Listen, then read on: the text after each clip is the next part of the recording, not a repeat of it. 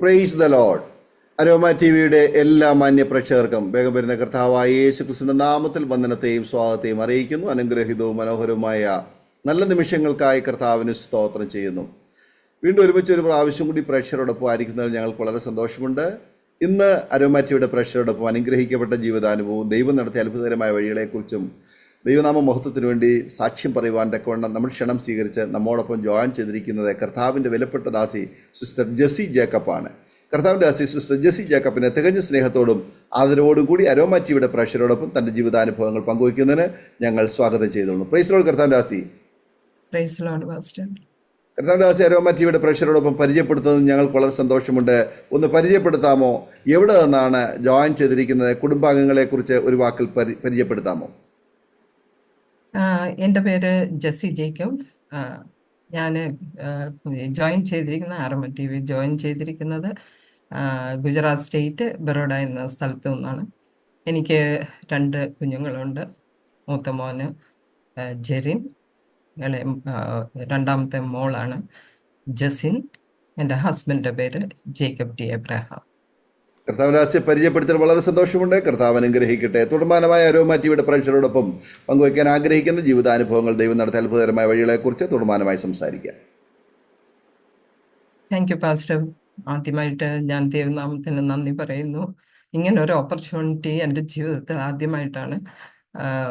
ഞാനിങ്ങനെ ഒരു എന്താ പറയുന്ന ഒരു സ്വപ്നം പോലെ ഞാൻ ഇങ്ങനെ ഇരിക്കുക. എന്താണെന്ന് ചോദിച്ചാൽ എൻ്റെ കർത്താവിനെ ഒന്ന് പുകഴ്ത്തി പറയുവാൻ, എൻ്റെ കർത്താവിനെ ഒന്ന് ഉയർത്തുവാൻ ദൈവം തന്ന ഒരു വലിയ ഓപ്പർച്യൂണിറ്റി. ഇതൊരു വലിയ ഓപ്പർച്യൂണിറ്റിയാണ്.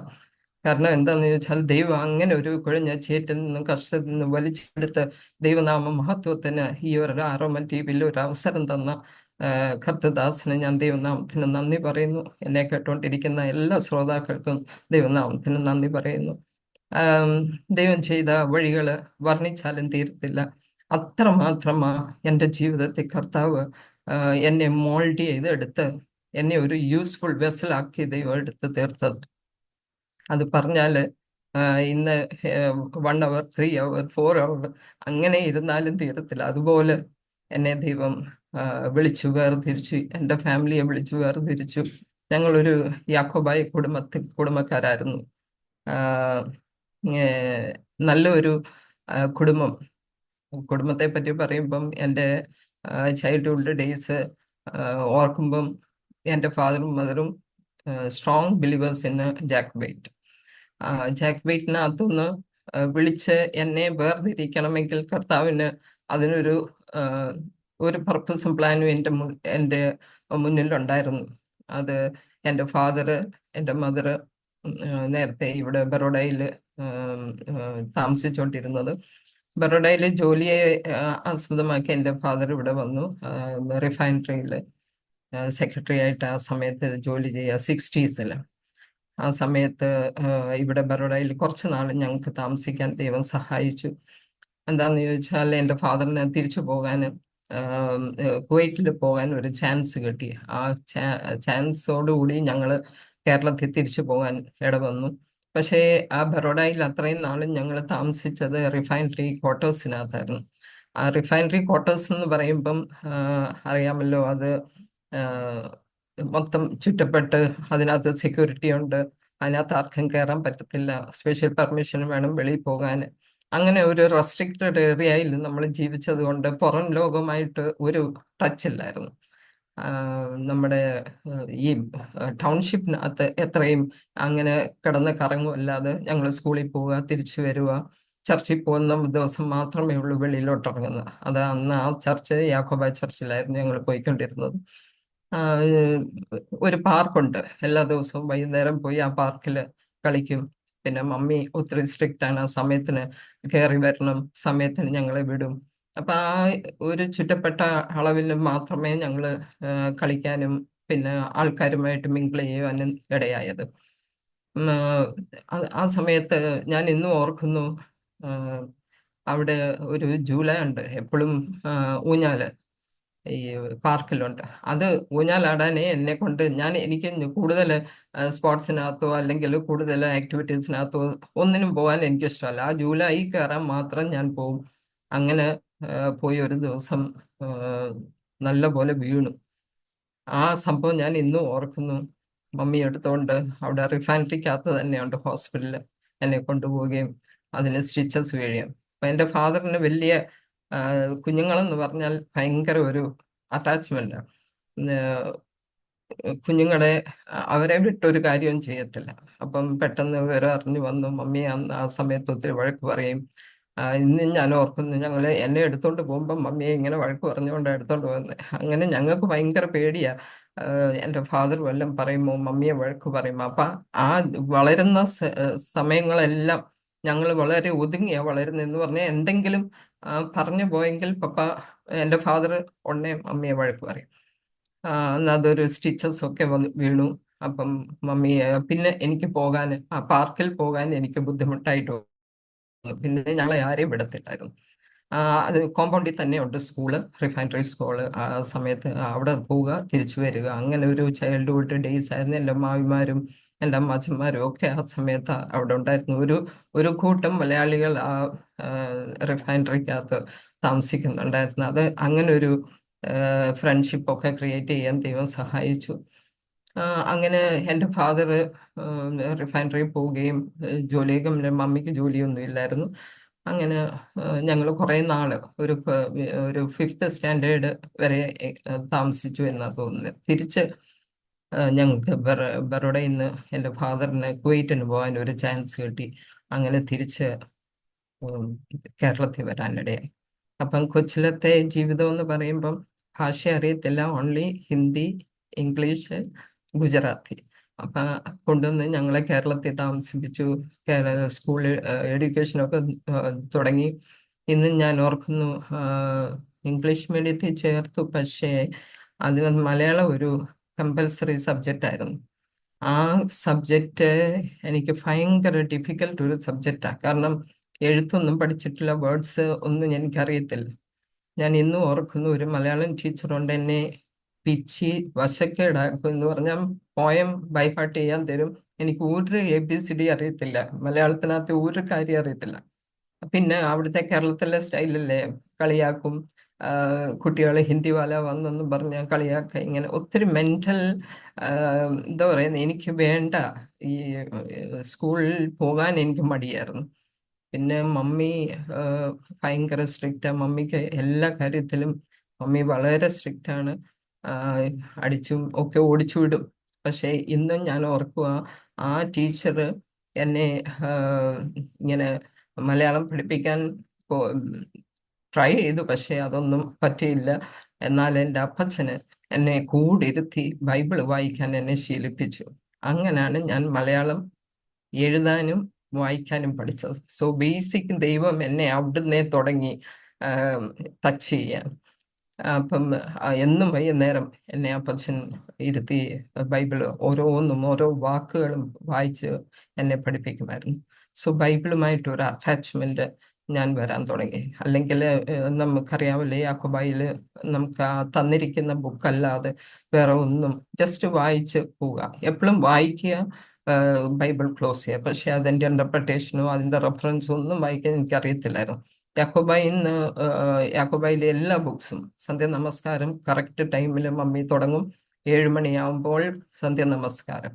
ആ 7 മണി ഇന്നും മമ്മി ഫോളോ ചെയ്യുക. എനിക്ക് 3 സിസ്റ്റേഴ്സും, ഞങ്ങൾ 3 പേരും, 3 സിസ്റ്റേഴ്സും 2 ബ്രദേഴ്സുമാണ്. ഞങ്ങളെ വളരെ സ്ട്രിക്റ്റ് ആയിട്ട് എൻ്റെ മമ്മി വളർത്തി.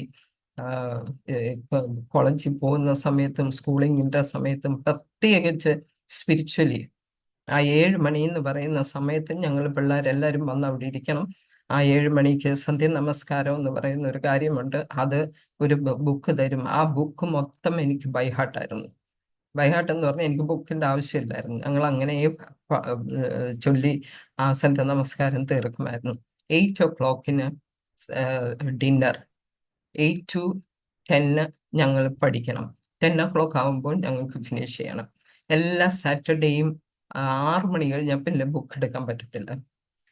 ബുക്കെല്ലാം പാക്ക് ചെയ്യാം. അത് നോക്കിയിരിക്കും, ഞങ്ങൾക്ക് പഠിക്കണ്ടല്ലോ. അപ്പൊ ശനിയാഴ്ച നോക്കിയിരിക്കും ഞങ്ങൾ ആ ഒരു ദിവസം കിട്ടാൻ എന്ന് പറഞ്ഞാൽ മമ്മിയെ കമ്പൽസറി ബുക്ക് എടുപ്പിക്കാൻ സമ്മതിക്കത്തില്ല.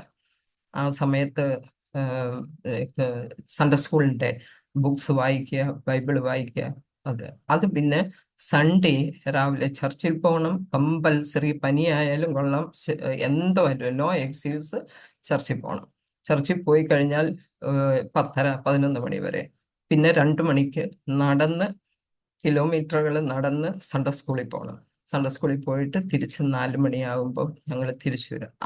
അത് കഴിയുമ്പോഴാണ് ഞങ്ങൾ അടുത്ത മൺഡേ ടു സാറ്റർഡേ വൈകുന്നേരം വരെയുള്ള പഠിത്തത്തിന്റെ ബുക്സുകൾ റെഫർ ചെയ്യുന്നത്. ഒന്നും ഞങ്ങളെ കൊണ്ട് സമ്മതിപ്പിക്കത്തില്ലായിരുന്നു. മമ്മി വളരെ സ്ട്രിക്റ്റ് ആയിട്ട് ഞങ്ങളെ സ്പിരിച്വലി ബൈബിൾ റീഡ് ചെയ്യണം, രാവിലെ എഴുന്നേൽക്കുമ്പോൾ ബൈബിൾ, അങ്ങനെ കുറച്ച് കാര്യങ്ങൾ മമ്മി ചെയ്യുമായിരുന്നു. ആ സമയത്ത് പപ്പ, എൻ്റെ ഫാദർ തിരിച്ചു വന്നു. പക്ഷേ കുറച്ച് ഒരു തടസ്സം വന്നു കുവൈറ്റിന് പോകാൻ. കുറച്ച് കാലയളവ്, ഒരു വർഷം എനിക്ക് തോന്നുന്നു എടുത്തെന്നാ തോന്നുന്നു. ആ സമയത്ത് എൻ്റെ ഫാദറിന് പോകാൻ ഒരു ചെറു തടസ്സം വന്നതുകൊണ്ട് എൻ്റെ ഫാദറും ആ സമയത്ത് ഇവിടെ ഉണ്ട്. പക്ഷേ ഞങ്ങളെ അത്ര സ്ട്രിക്റ്റ് ആയിട്ടൊന്നും എൻ്റെ ഫാദർ അങ്ങനെ വഴക്ക് പറയുന്ന, കണക്ക് പഠിപ്പിക്കാനും ഗ്രാമർ പഠിപ്പിക്കാനും എൻ്റെ ഫാദർ ഇരുത്തും. ആ സമയം ഒരു ഇച്ചിരി ഭയങ്കര പേടിയാ. ജസിമോളെ എന്ന് വിളിക്കുമ്പോൾ തന്നെ ഞാൻ വിറച്ചാവുന്ന മാത്സ് പഠിക്കാനിരിക്കുന്നത്. എത്ര അറിയാമെന്ന് പറഞ്ഞാലും ആ സമയമാവുന്നുണ്ടെങ്കിൽ അത് മറന്നു പോവും. ഗ്രാമർ ഒരു വക അറിയാവുന്നുണ്ട്. അന്നേരം ഒന്ന് വഴക്ക് പറയത്തുള്ളൂ. പക്ഷെ അത് ഞങ്ങൾക്ക് ആ വഴക്കെന്ന് പറയുന്ന അടിക്ക് തുല്യമായിട്ടുള്ള വഴക്ക് പറയുന്നത്. അത് ഞങ്ങൾക്ക് ഭയങ്കര പേടിയായിരുന്നു. അങ്ങനെ കാലങ്ങളൊക്കെ പോയി. എൻ്റെ സ്റ്റഡീസിൻ്റെ സമയം കുറച്ച് ഒരു വർഷം കഴിഞ്ഞപ്പോൾ, ഒരു വർഷത്തിൻ്റെ ഇടയ്ക്ക് ഞാൻ ഈ ബറോഡയിൽ നിന്ന് പോയി തിരിച്ച് കേരളത്തിൽ ചെന്നപ്പം മുതൽ എനിക്ക് അലർജിയായി. അലർജി എന്ന് പറഞ്ഞാൽ അത് സഹിക്കാൻ വയ്യാത്ത ഒരു അലർജി. എൻ്റെ ഒരു ടേണിംഗ് പോയിന്റ് എന്ന് പറയുന്നത് ദൈവത്തോട് കൂടുതൽ അടുക്കാൻ മുഖാന്തരമായത് എൻ്റെ ഒരു അസുഖമായിരുന്നു. അത് എൻ്റെ വീട്ടുകാർക്കൊക്കെ സഹിക്കാനും വഹിക്കാനും ഒരു വലിയ പ്രയാസമായി.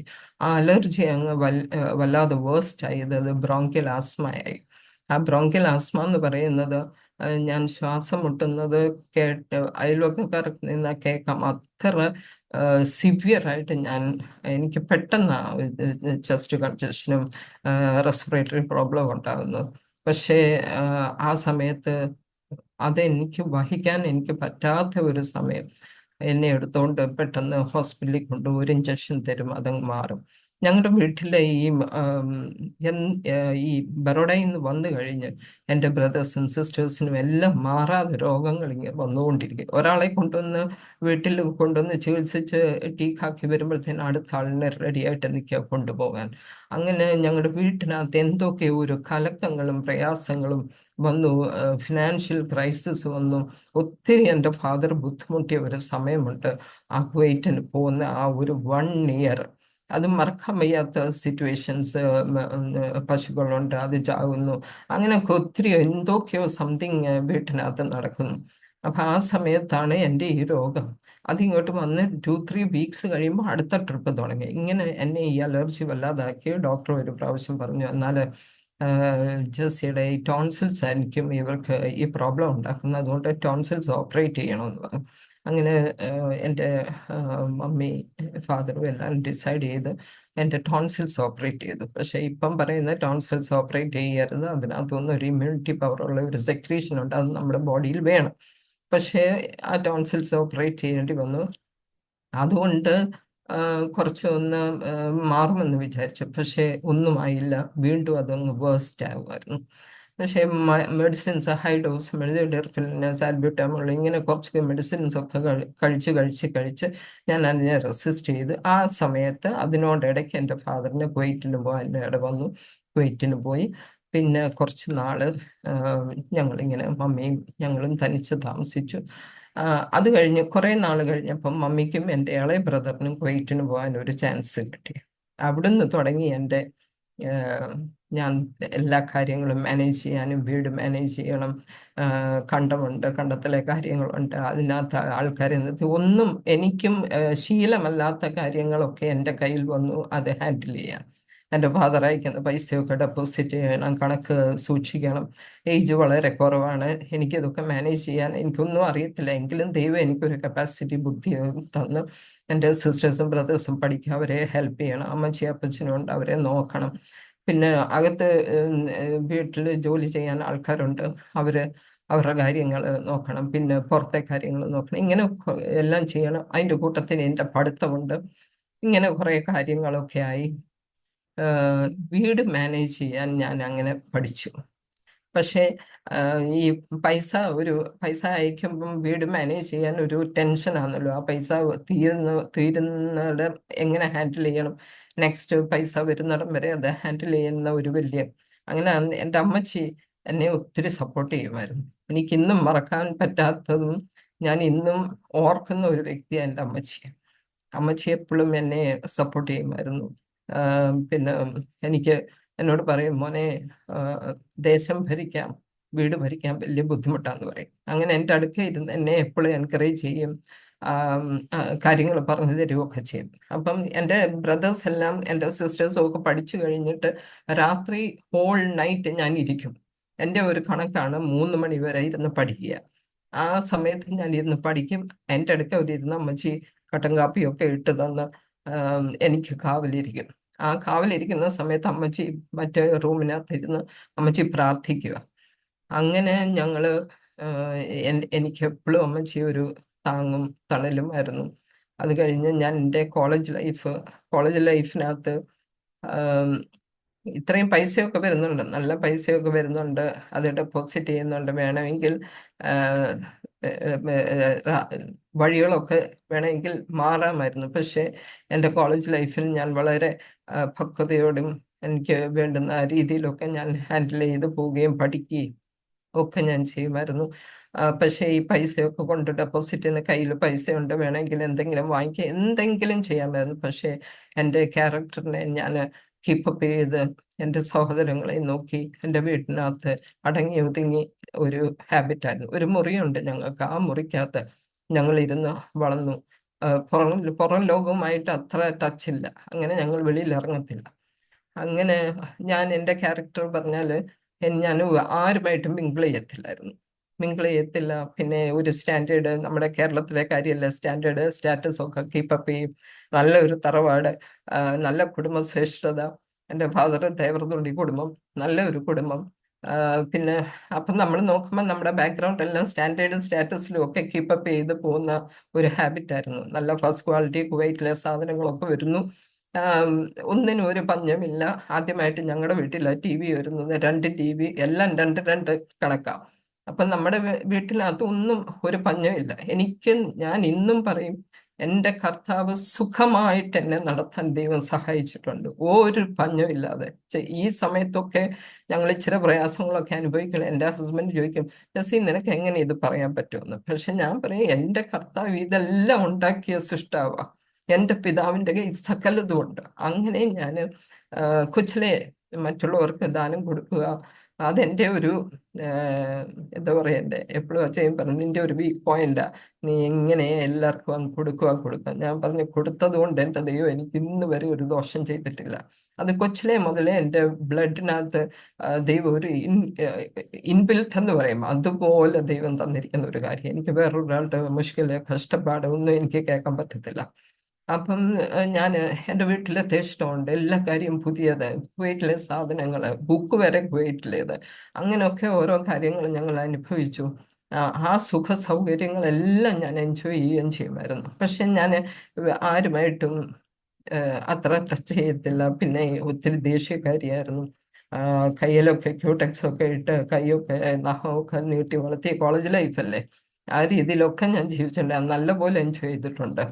അങ്ങനെയൊക്കെ ജീവിച്ച ഒരു വ്യക്തിയായിരുന്നു ഞാൻ. അങ്ങനെ ഈ രോഗം വന്നതുകൊണ്ട്, ആ രോഗം വരുമ്പോൾ ഞാൻ അങ്ങ് വല്ലാത്തൊരു അസ്വസ്ഥയാകും. അങ്ങനെ ഒരു പ്രാർത്ഥിക്കുന്ന ഒരു ആൻറ്റി, എൻ്റെ അമ്മച്ചിയുടെ വീട് അവിടെ അടുത്ത് 2 കിലോമീറ്റർ ദൂരെയാണ്. അമ്മച്ചി എന്നും വൈകിട്ട് അമ്മച്ചിയുടെ വീട്ടിൽ പോകുമായിരുന്നു. അപ്പൊ അവിടെ ഒരു പ്രാർത്ഥിക്കുന്ന ഒരു ആൻറ്റി ഉണ്ടായിരുന്നു. ആൻറ്റി പറഞ്ഞു, ആൻറ്റിക്ക് ഒരു ദർശനം കിട്ടി. വഴിയിൽ കൂടെ ഒരു പ്രായം ചെന്ന ഒരു വ്യക്തി കരഞ്ഞുകൊണ്ട് പോകുന്നതായിട്ട് കണ്ടു. ആ വ്യക്തിയെ നീ വിളിച്ച് പ്രാർത്ഥിക്കണം, അവരൊരു വിഷയത്തിന് വേണ്ടി ദൈവം അവർക്ക് അതിന് വിടുതൽ കൊടുക്കുമെന്ന്.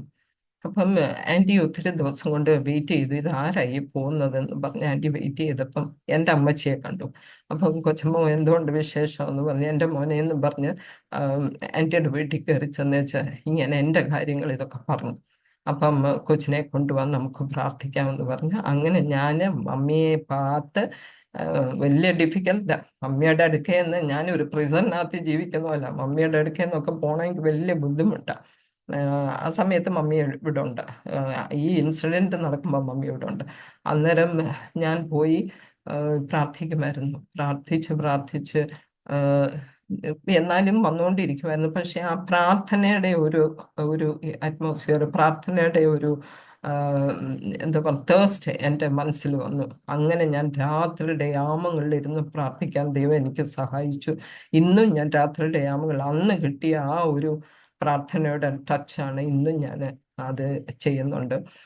അതുപോലെ അമ്മച്ചിയുടെ വീട്ടുകാരെന്ന് പറയുന്ന മാർത്തമായിട്ട കോഴഞ്ചേരിയും വലിയ പള്ളിയിലും മാർത്തമ്മക്കാരാണ് അവര് അതിൽ അമ്മച്ചിയുടെ ആങ്ങളെയും പിന്നെ വൈഫും യേശുവിനെ സ്വന്തം രക്ഷിതാവായിട്ട് സ്വീകരിച്ചു. ആ സമയത്ത് മേരി കോർ ആൻറ്റി അവിടെ പ്രസംഗിക്കാൻ വരുമായിരുന്നു. ഞാൻ ആൻറ്റിയുടെ പ്രസംഗങ്ങളൊക്കെ കേൾക്കാൻ പോകുമായിരുന്നു. അപ്പം കേരളത്തിൽ ഇങ്ങനെ ബാപ്റ്റിസം എടുക്കാൻ റിവറിൻ്റെ സൈഡ്, എൻ്റെ അമ്മച്ചിയുടെ വീടെന്ന് പറയുന്നത് പമ്പയാറിൻ്റെ സൈഡിൽ, അത് തിട്ടയാ. അത് അങ്ങോട്ട് ഇറങ്ങിയ ഉടനെ റിവറിലോട്ട് ഇറങ്ങുന്നത്. അപ്പം ഈ ഡ്രം ഒക്കെ അടിച്ച് ഞാൻ ഇന്ന് ഓർക്കുന്ന പാട്ടുമൊക്കെ പാടി അങ്ങനെ വലിയ സെലിബ്രേഷൻ പോലെ ബാപ്റ്റിസം എടുക്കാൻ റിവറിൻ്റെ അവിടെ പോയി. അപ്പം ഞാൻ മമ്മിയെ പാത്ത് ഈ തുണികളൊക്കെ എടുത്തു പോകും, എനിക്ക് ഇന്ന് സ്നാനപ്പെടണമെന്ന്. പക്ഷെ ആ കരയ്ക്ക് ചെല്ലുമ്പം മമ്മിയുടെ ഫേസ് ഓർമ്മ വരും, ഞാൻ അത് എടുക്കത്തേ ഇല്ല, ഞാൻ തിരിച്ചു വന്നിട്ട്. അങ്ങനെ പല പ്രാവശ്യം വന്നിട്ടുണ്ട് തിരിച്ച്. അപ്പം അങ്ങനെയൊക്കെ സ്പിരിച്വലി വളരാൻ ദൈവം ഒത്തിരി സഹായിച്ചു. ഈ ആൻറ്റിയുടെ അടുക്കം മിക്കവാറും ദിവസങ്ങളിൽ ഞാൻ പോയിരുന്ന് പ്രാർത്ഥിക്കാൻ ദൈവം സഹായിച്ചു.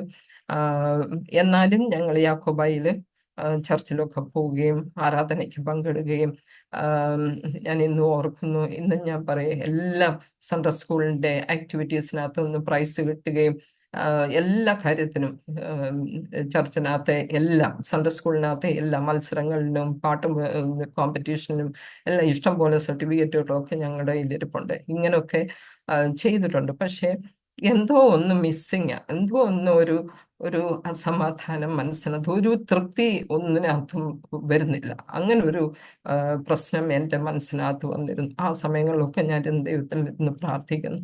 പിന്നെ മമ്മി തിരിച്ചു വരാനിടയായി. തിരിച്ചു വന്നിട്ട് എനിക്ക് എൻ്റെ മാരേജിൻ്റെ കാര്യങ്ങൾ, ആ സമയത്ത് എനിക്ക് 21 വയസ്സേ ഉള്ളൂ.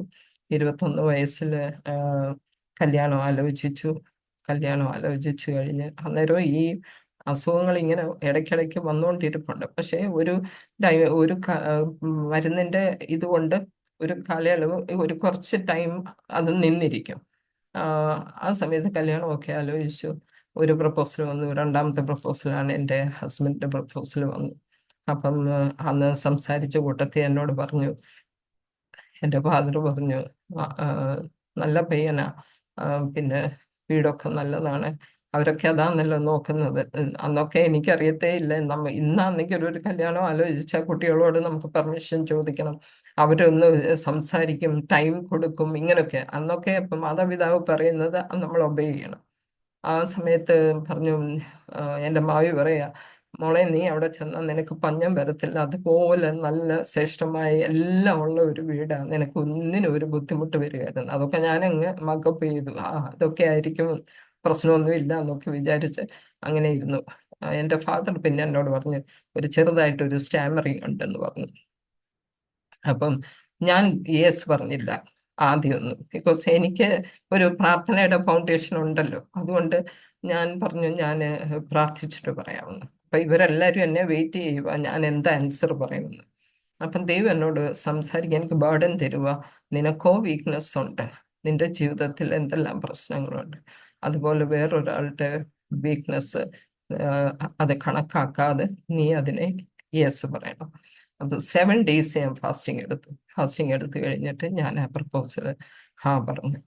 അത് കഴിഞ്ഞ് അതെൻ്റെ ജീവിതത്തിനകത്ത് എനിക്ക് നല്ലൊരു ഭർത്താവ്. ഞാൻ എഴുതി വെച്ച് കുറേ കാര്യങ്ങൾ, 10 കാര്യങ്ങൾ ഞാൻ എഴുതി വെച്ച് പ്രാർത്ഥിച്ചു.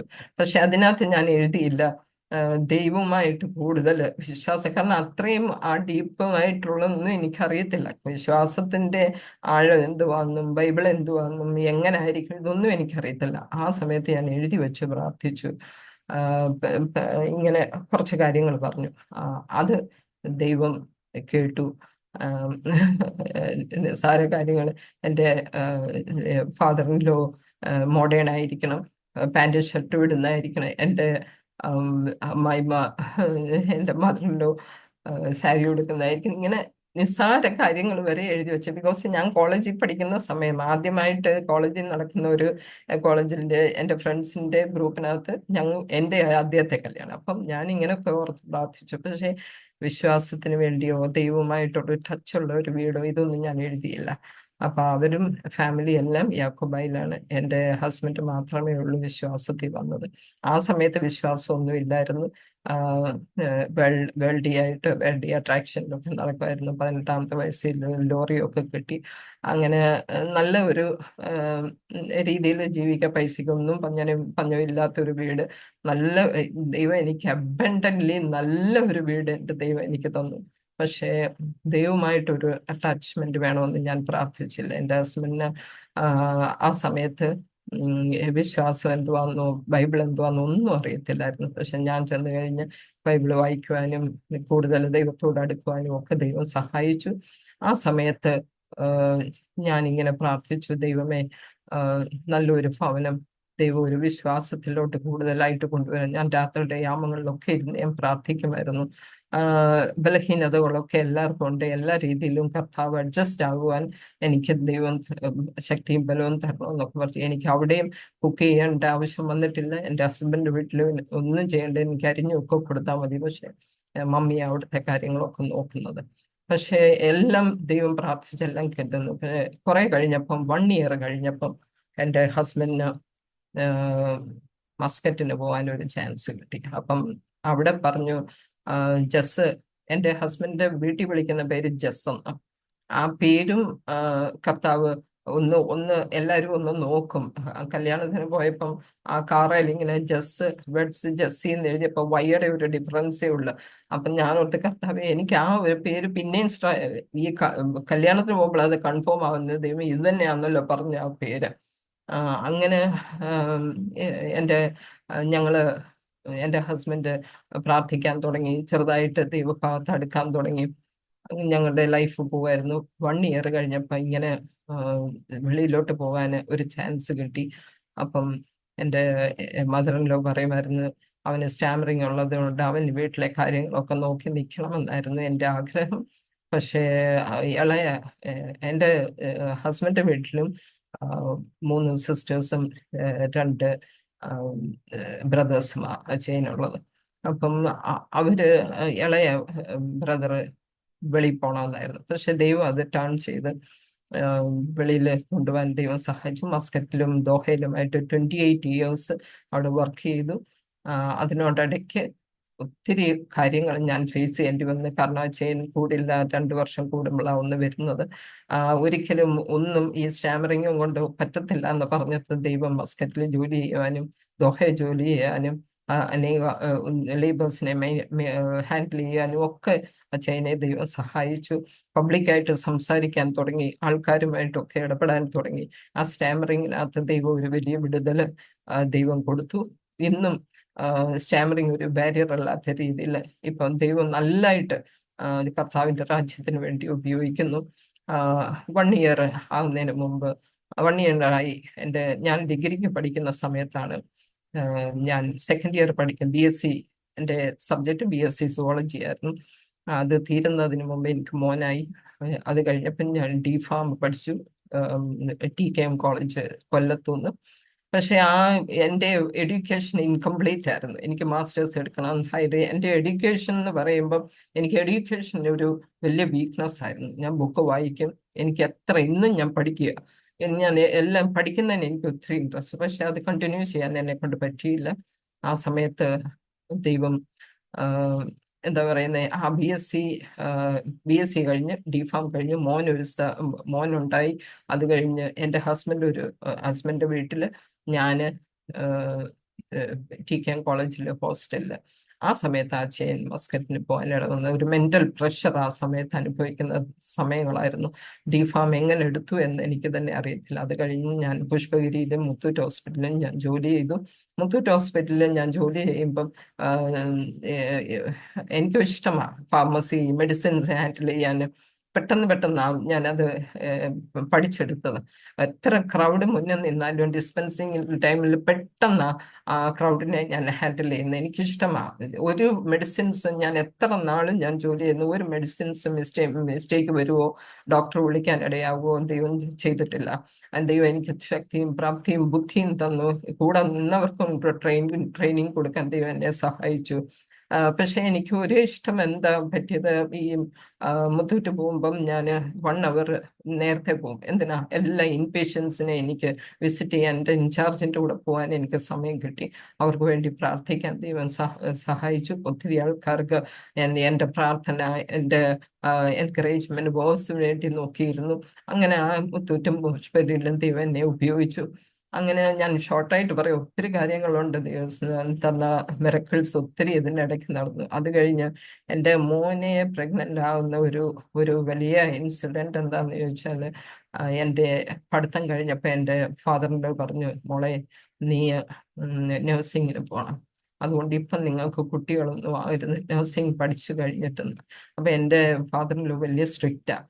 എൻ്റെ ഫാദറിൻ്റെ ഒത്തുണ്ടെങ്കിൽ ഇരിക്കുവാണെങ്കിൽ ആരും ആ സൈഡിൽ കൂടെ ഒന്നും പോകത്തില്ല, എല്ലാവരും ബാക്ക് സൈഡിൽ കൂടെ കയറത്തുള്ളൂ. അങ്ങനെ കുറച്ച് സ്ട്രിക്റ്റ് ആയിരുന്നു. അപ്പം അങ്ങനെ എൻ്റെ കുഞ്ഞായ സമയത്ത് എൻ്റെ ഹസ്ബൻഡ് പറഞ്ഞു, പപ്പ പറഞ്ഞ വാക്ക് നമ്മൾ കേൾക്കണമെന്ന് പറഞ്ഞു. പക്ഷേ ആ സമയത്ത് ഒരു മെഡിസിൻ കഴിക്കാൻ വേണ്ട, കുഞ്ഞിനെ വേണ്ട എന്നുള്ള രീതിയിൽ ഞാൻ മെഡിസിൻ കഴിച്ചു. മെഡിസിൻ കഴിച്ചത് വളരെ പ്രാർത്ഥിച്ചും കരഞ്ഞുകൊണ്ട് ഞാൻ മെഡിസിൻ കഴിക്കേണ്ടി വന്നു. എൻ്റെ കരച്ചിൽ മൊത്തം തീർക്കുന്നത് ഞാൻ ബാത്റൂമിനകത്ത് കയറിയിരുന്ന് കരയും. എന്താണെന്ന് ചോദിച്ചാൽ എൻ്റെ ഹസ്ബൻഡ് വഴക്ക് പറയും, ഒത്തിരി കരയെടുക്കുന്ന എൻ്റെ ഹസ്ബൻഡിന് സഹിക്കത്തില്ല. അതുകൊണ്ട് ഞാൻ ഈ കരച്ചിൽ മൊത്തം തീർക്കുന്നതും പ്രാർത്ഥിക്കുന്നതും എല്ലാം ബാത്റൂമിനകത്ത് എൻ്റെ ബേർഡൻ മൊത്തം തീർക്കുന്ന അങ്ങനെയായിരുന്നു. അപ്പം എന്നെ ബൈക്കിൽ കൊണ്ടുപോകും, എങ്ങനെയെങ്കിലും ഇത് പോകണമെങ്കിൽ അങ്ങ് പോട്ടെ എന്ന് വിചാരിച്ചു. പക്ഷേ എൻ്റെ മനസ്സിൽ ദൈവം എനിക്കൊരു കോൺഫിഡൻസ് തന്നു.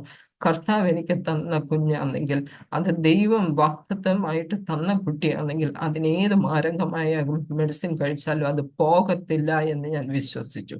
അങ്ങനെ ഞാൻ വിശ്വസിച്ചു. അപ്പം ആ സമയത്ത് ഈ ഇടയ്ക്കിടയ്ക്ക് എനിക്ക് ഇങ്ങനെ വീസിങ് വരും. ഞാൻ ഈ വീട്ടിൽ വന്നു കഴിഞ്ഞപ്പം ഈ റബ്ബറിന്റെ പാല് കറയൊഴിക്കുന്ന ആ സമയത്ത് ഒരു ഫൗൾ സ്മെൽ വരും. ആ സ്മെല്ല് എനിക്ക് ഭയങ്കര അലർജി ആയിരുന്നു. അത് കഴിയുമ്പോൾ എനിക്ക് പിന്നെയും ആ ഫീസിങ് കൊണ്ടും ശ്വാസം മുട്ടലും കൊണ്ടും ഞാൻ നിന്നെ അനുഭവിച്ചത്, പരിഹാസം അനുഭവിച്ചത്, കഷ്ടം അനുഭവിച്ചത്, ഞാൻ മാനസികമായിട്ട് തകർന്നത്, ഒത്തിരി ഞാൻ പ്രയാസം അനുഭവിച്ചിട്ടുണ്ട്. ആ സമയത്ത് എന്നോട് ഒരാൾ, എനിക്ക് പേര് വെളിപ്പെടുത്താൻ ഞാൻ ആഗ്രഹിക്കുന്നില്ല, ഡെലിവറിയുടെ സമയത്തും ഇതുണ്ടാകും. ഞാൻ ആ സമയത്തിരുന്ന് ആ സമയങ്ങൾക്ക് വേണ്ടി ഞാൻ പ്രാർത്ഥിച്ചു. ഞാൻ എന്തൊക്കെ എഴുതി വെച്ച് പ്രാർത്ഥിച്ചോ. എനിക്ക് മെയിൽ ഡോക്ടർ, രാത്രിയിൽ ഒരു ഗൈനക്കോളജിസ്റ്റ് ഉണ്ട്, ആ ഡോക്ടർ നൈറ്റ് ഡ്യൂട്ടിക്ക് വരും, എനിക്ക് രാത്രിയിൽ ഡെലിവറി ആകാവൂ. അത് ഞാൻ എഴുതി വെച്ച് പ്രാർത്ഥിച്ചു. 2 നേഴ്സുമാരുണ്ട്, അവർ നല്ല ശുശ്രൂഷ ചെയ്യുന്ന ആൾക്കാർ, അവരെ ദൈവം രാത്രി തരണേന്ന് ഞാൻ പ്രാർത്ഥിച്ചു. അത് കഴിഞ്ഞേച്ച് നോർമൽ ഡെലിവറി ആകണമെന്ന് പ്രാർത്ഥിച്ചു. ദൈവം അതെല്ലാം എൻ്റെ പ്രാർത്ഥന, ലേബർ റൂമിൽ വേറെ ആരും കാണല്ലേ എന്ന് പ്രാർത്ഥിച്ചു. അതും ദൈവം കേട്ടു. എല്ലാം എനിക്ക് നല്ല ഒരു ഡെലിവറി ദൈവം തന്നു, നോർമൽ ഡെലിവറി. പക്ഷെ ഞാൻ ആ സമയത്ത് ഞാൻ ഡോക്ടറോട് ചോദിക്കുക, ഡോക്ടർ പറഞ്ഞു, ജെസ്സി നിനക്ക് ബോയ് ഉണ്ടായി, നീ സന്തോഷമല്ലേ എന്ന് ചോദിച്ചപ്പോൾ ഓക്കെ ആന്ന് പറഞ്ഞു. പക്ഷെ ഞാൻ ഉടനെ ചോദിക്കുക, കണ്ണിന് കാഴ്ചയുണ്ടോ? കുഞ്ഞ് കരയുന്നില്ലല്ലോ. അപ്പം ഡോക്ടർ കരയിപ്പിച്ചു. കൈയും കാലും എല്ലാം പെർഫെക്റ്റ് ആണോ? എല്ലാം, ജെസ്സി ആബ്സല്യൂട്ട്ലി പെർഫെക്റ്റ് ഒരു ബോയ് നിനക്ക് ദൈവം തന്നു എന്ന്. ഞാൻ ദൈവത്തെ സ്തുതിക്കുക. കർത്താവേ, നീ എന്നോട് ഒരു കാര്യം പറഞ്ഞു, ഏത് മാരക മെഡിസിൻ കഴിച്ചാലും അതിന് ഒരു പ്രശ്നം ഉണ്ടാകില്ല, ഒരു സൈഡ് എഫക്ട്സ് ഉണ്ട്. അങ്ങനെ എൻ്റെ ഒരു ദൈവം എനിക്ക് തന്നു. 2 കുഞ്ഞുങ്ങളും ദൈവഭാഗത്ത് അവരെ ബറോഡയിൽ കൊണ്ടുവരാൻ ആരും കുറേ നാളുകൾ ഞാൻ ഒരു 1 ഇയറോളം ഞാൻ അവിടെ താമസിച്ചു. അത് കഴിഞ്ഞ് എൻ്റെ കുഞ്ഞുങ്ങളെയും കൊണ്ട് ഞാൻ ബറോഡയ്ക്ക് തിരിച്ചു വരുവാൻ എൻ്റെ അമ്മാച്ചൻ ത്രൂ എനിക്ക് വരാൻ ഇവിടെ ദൈവം സഹായിച്ചു. 2 വീട്ടുകാരും എന്നെ സപ്പോർട്ട് ചെയ്തില്ല. ബിക്കോസ് അവർക്ക് ആ സമയത്ത് ഇവിടെ ഒരു റൈറ്റൊക്കെ നടന്ന സമയമാണ് ഈ ഗുജറാത്തിൽ. അത് പേടിച്ച് അവരാരും എന്നെ സമ്മതിച്ചില്ല. പക്ഷേ കർത്താവിന് എന്നെയും കൊണ്ട് ഒരു പർപ്പസും പ്ലാനും ഉണ്ടായിരുന്നു. അതിന് വിരുദ്ധമായി ആര് നിന്നാലും ഏത് സാത്താൻ കളിച്ചാലും കർത്താവ് അത് ചെയ്യേണ്ടത് ചെയ്യിപ്പിക്കുക തന്നെ ചെയ്യും. ദൈവം എന്നെ ഇവിടെ കൊണ്ടുവന്നു. എൻ്റെ ഹസ്ബൻഡ് അതിനെ സപ്പോർട്ട് ചെയ്തു. ഞങ്ങൾ ഒരുമിച്ച് ഇവിടെ ബറോഡയിൽ 2000 വരാനിടയായി. വീണ്ടും വന്നു. ബറോഡയിൽ നിന്ന് തിരിച്ചു പോയപ്പോൾ ഇനി ഈ ദേശത്ത് വരുമ്പോൾ ഞങ്ങൾ വിചാരിച്ചില്ല ഇത്ര സേഫസ്റ്റ് പ്ലേസ്, ഇത്ര നല്ല ഒരു അറ്റ്മോസ്ഫിയർ, നല്ല ഒരു നാട് പോലെ ബറോഡ സ്ത്രീകൾക്ക് ഏറ്റവും സേഫസ്റ്റ് സ്ഥലമാണ്. അപ്പം ഞാൻ ഇവിടെ വരാൻ ദൈവം സഹായിച്ചു. ഇവിടെ വന്ന് ഒരു 10 കൊല്ലം ഞാൻ വളരെ സ്ട്രഗിൾ ചെയ്തു. കർത്താവ്, ഞാൻ കേരളത്തിൽ സുഖിച്ചതിൻ്റെ എൻറ്റിയർലി ഓപ്പോസിറ്റ് സിറ്റുവേഷൻസ് എൻ്റെ ജീവിതത്തിൽ വന്നു. ഒരു തലേണ ഇല്ലാതെ ഉറങ്ങുന്ന എങ്ങനെയാന്ന് ദൈവം പഠിപ്പിച്ചു. കട്ടിലില്ലാതെ ഉറങ്ങുന്ന എങ്ങനെയാന്ന് പഠിപ്പിച്ചു. ഫാൻ ഇല്ലാതെ ജീവിക്കുന്ന എങ്ങനെയാന്ന് പഠിപ്പിച്ചു. പാത്രങ്ങൾ അധികം ഇല്ലെങ്കിൽ എങ്ങനെ പ്രിപ്പയർ ചെയ്യണമെന്ന് പഠിപ്പിച്ചു. കുക്കിംഗ് ദൈവം എന്നെ പഠിപ്പിച്ചു. 7 വീട് ചേഞ്ച് ചെയ്തു. ഷിഫ്റ്റിങ്ങിൻ്റെ സമയത്ത് വളരെ കഷ്ടപ്പെട്ട്, ഷിഫ്റ്റിംഗ് എന്ന് പറയുന്നത് വലിയ ബുദ്ധിമുട്ടുള്ള കാര്യം. ഈ കുഞ്ഞുങ്ങളെ നോക്കണം.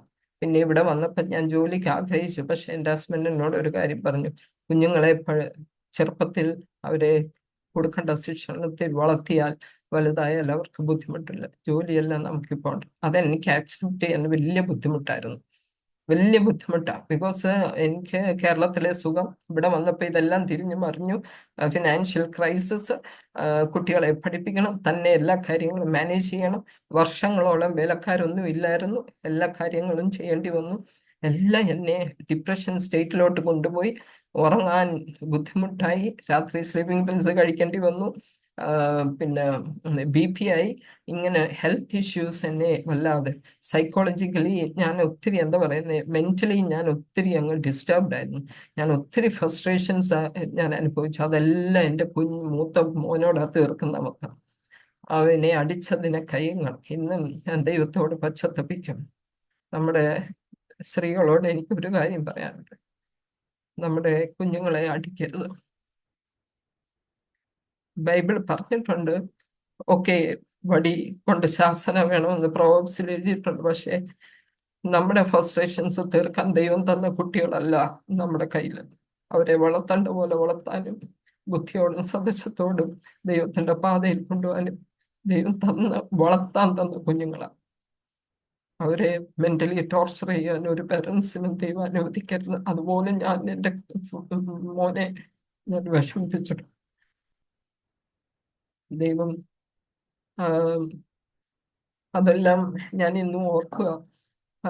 വടി, ചൂരവടി കേരളത്തിൽ പോയച്ച് വരുമ്പോൾ കമ്പൽസറി ചൂരവടി കൊണ്ടുവന്നിരിക്കും.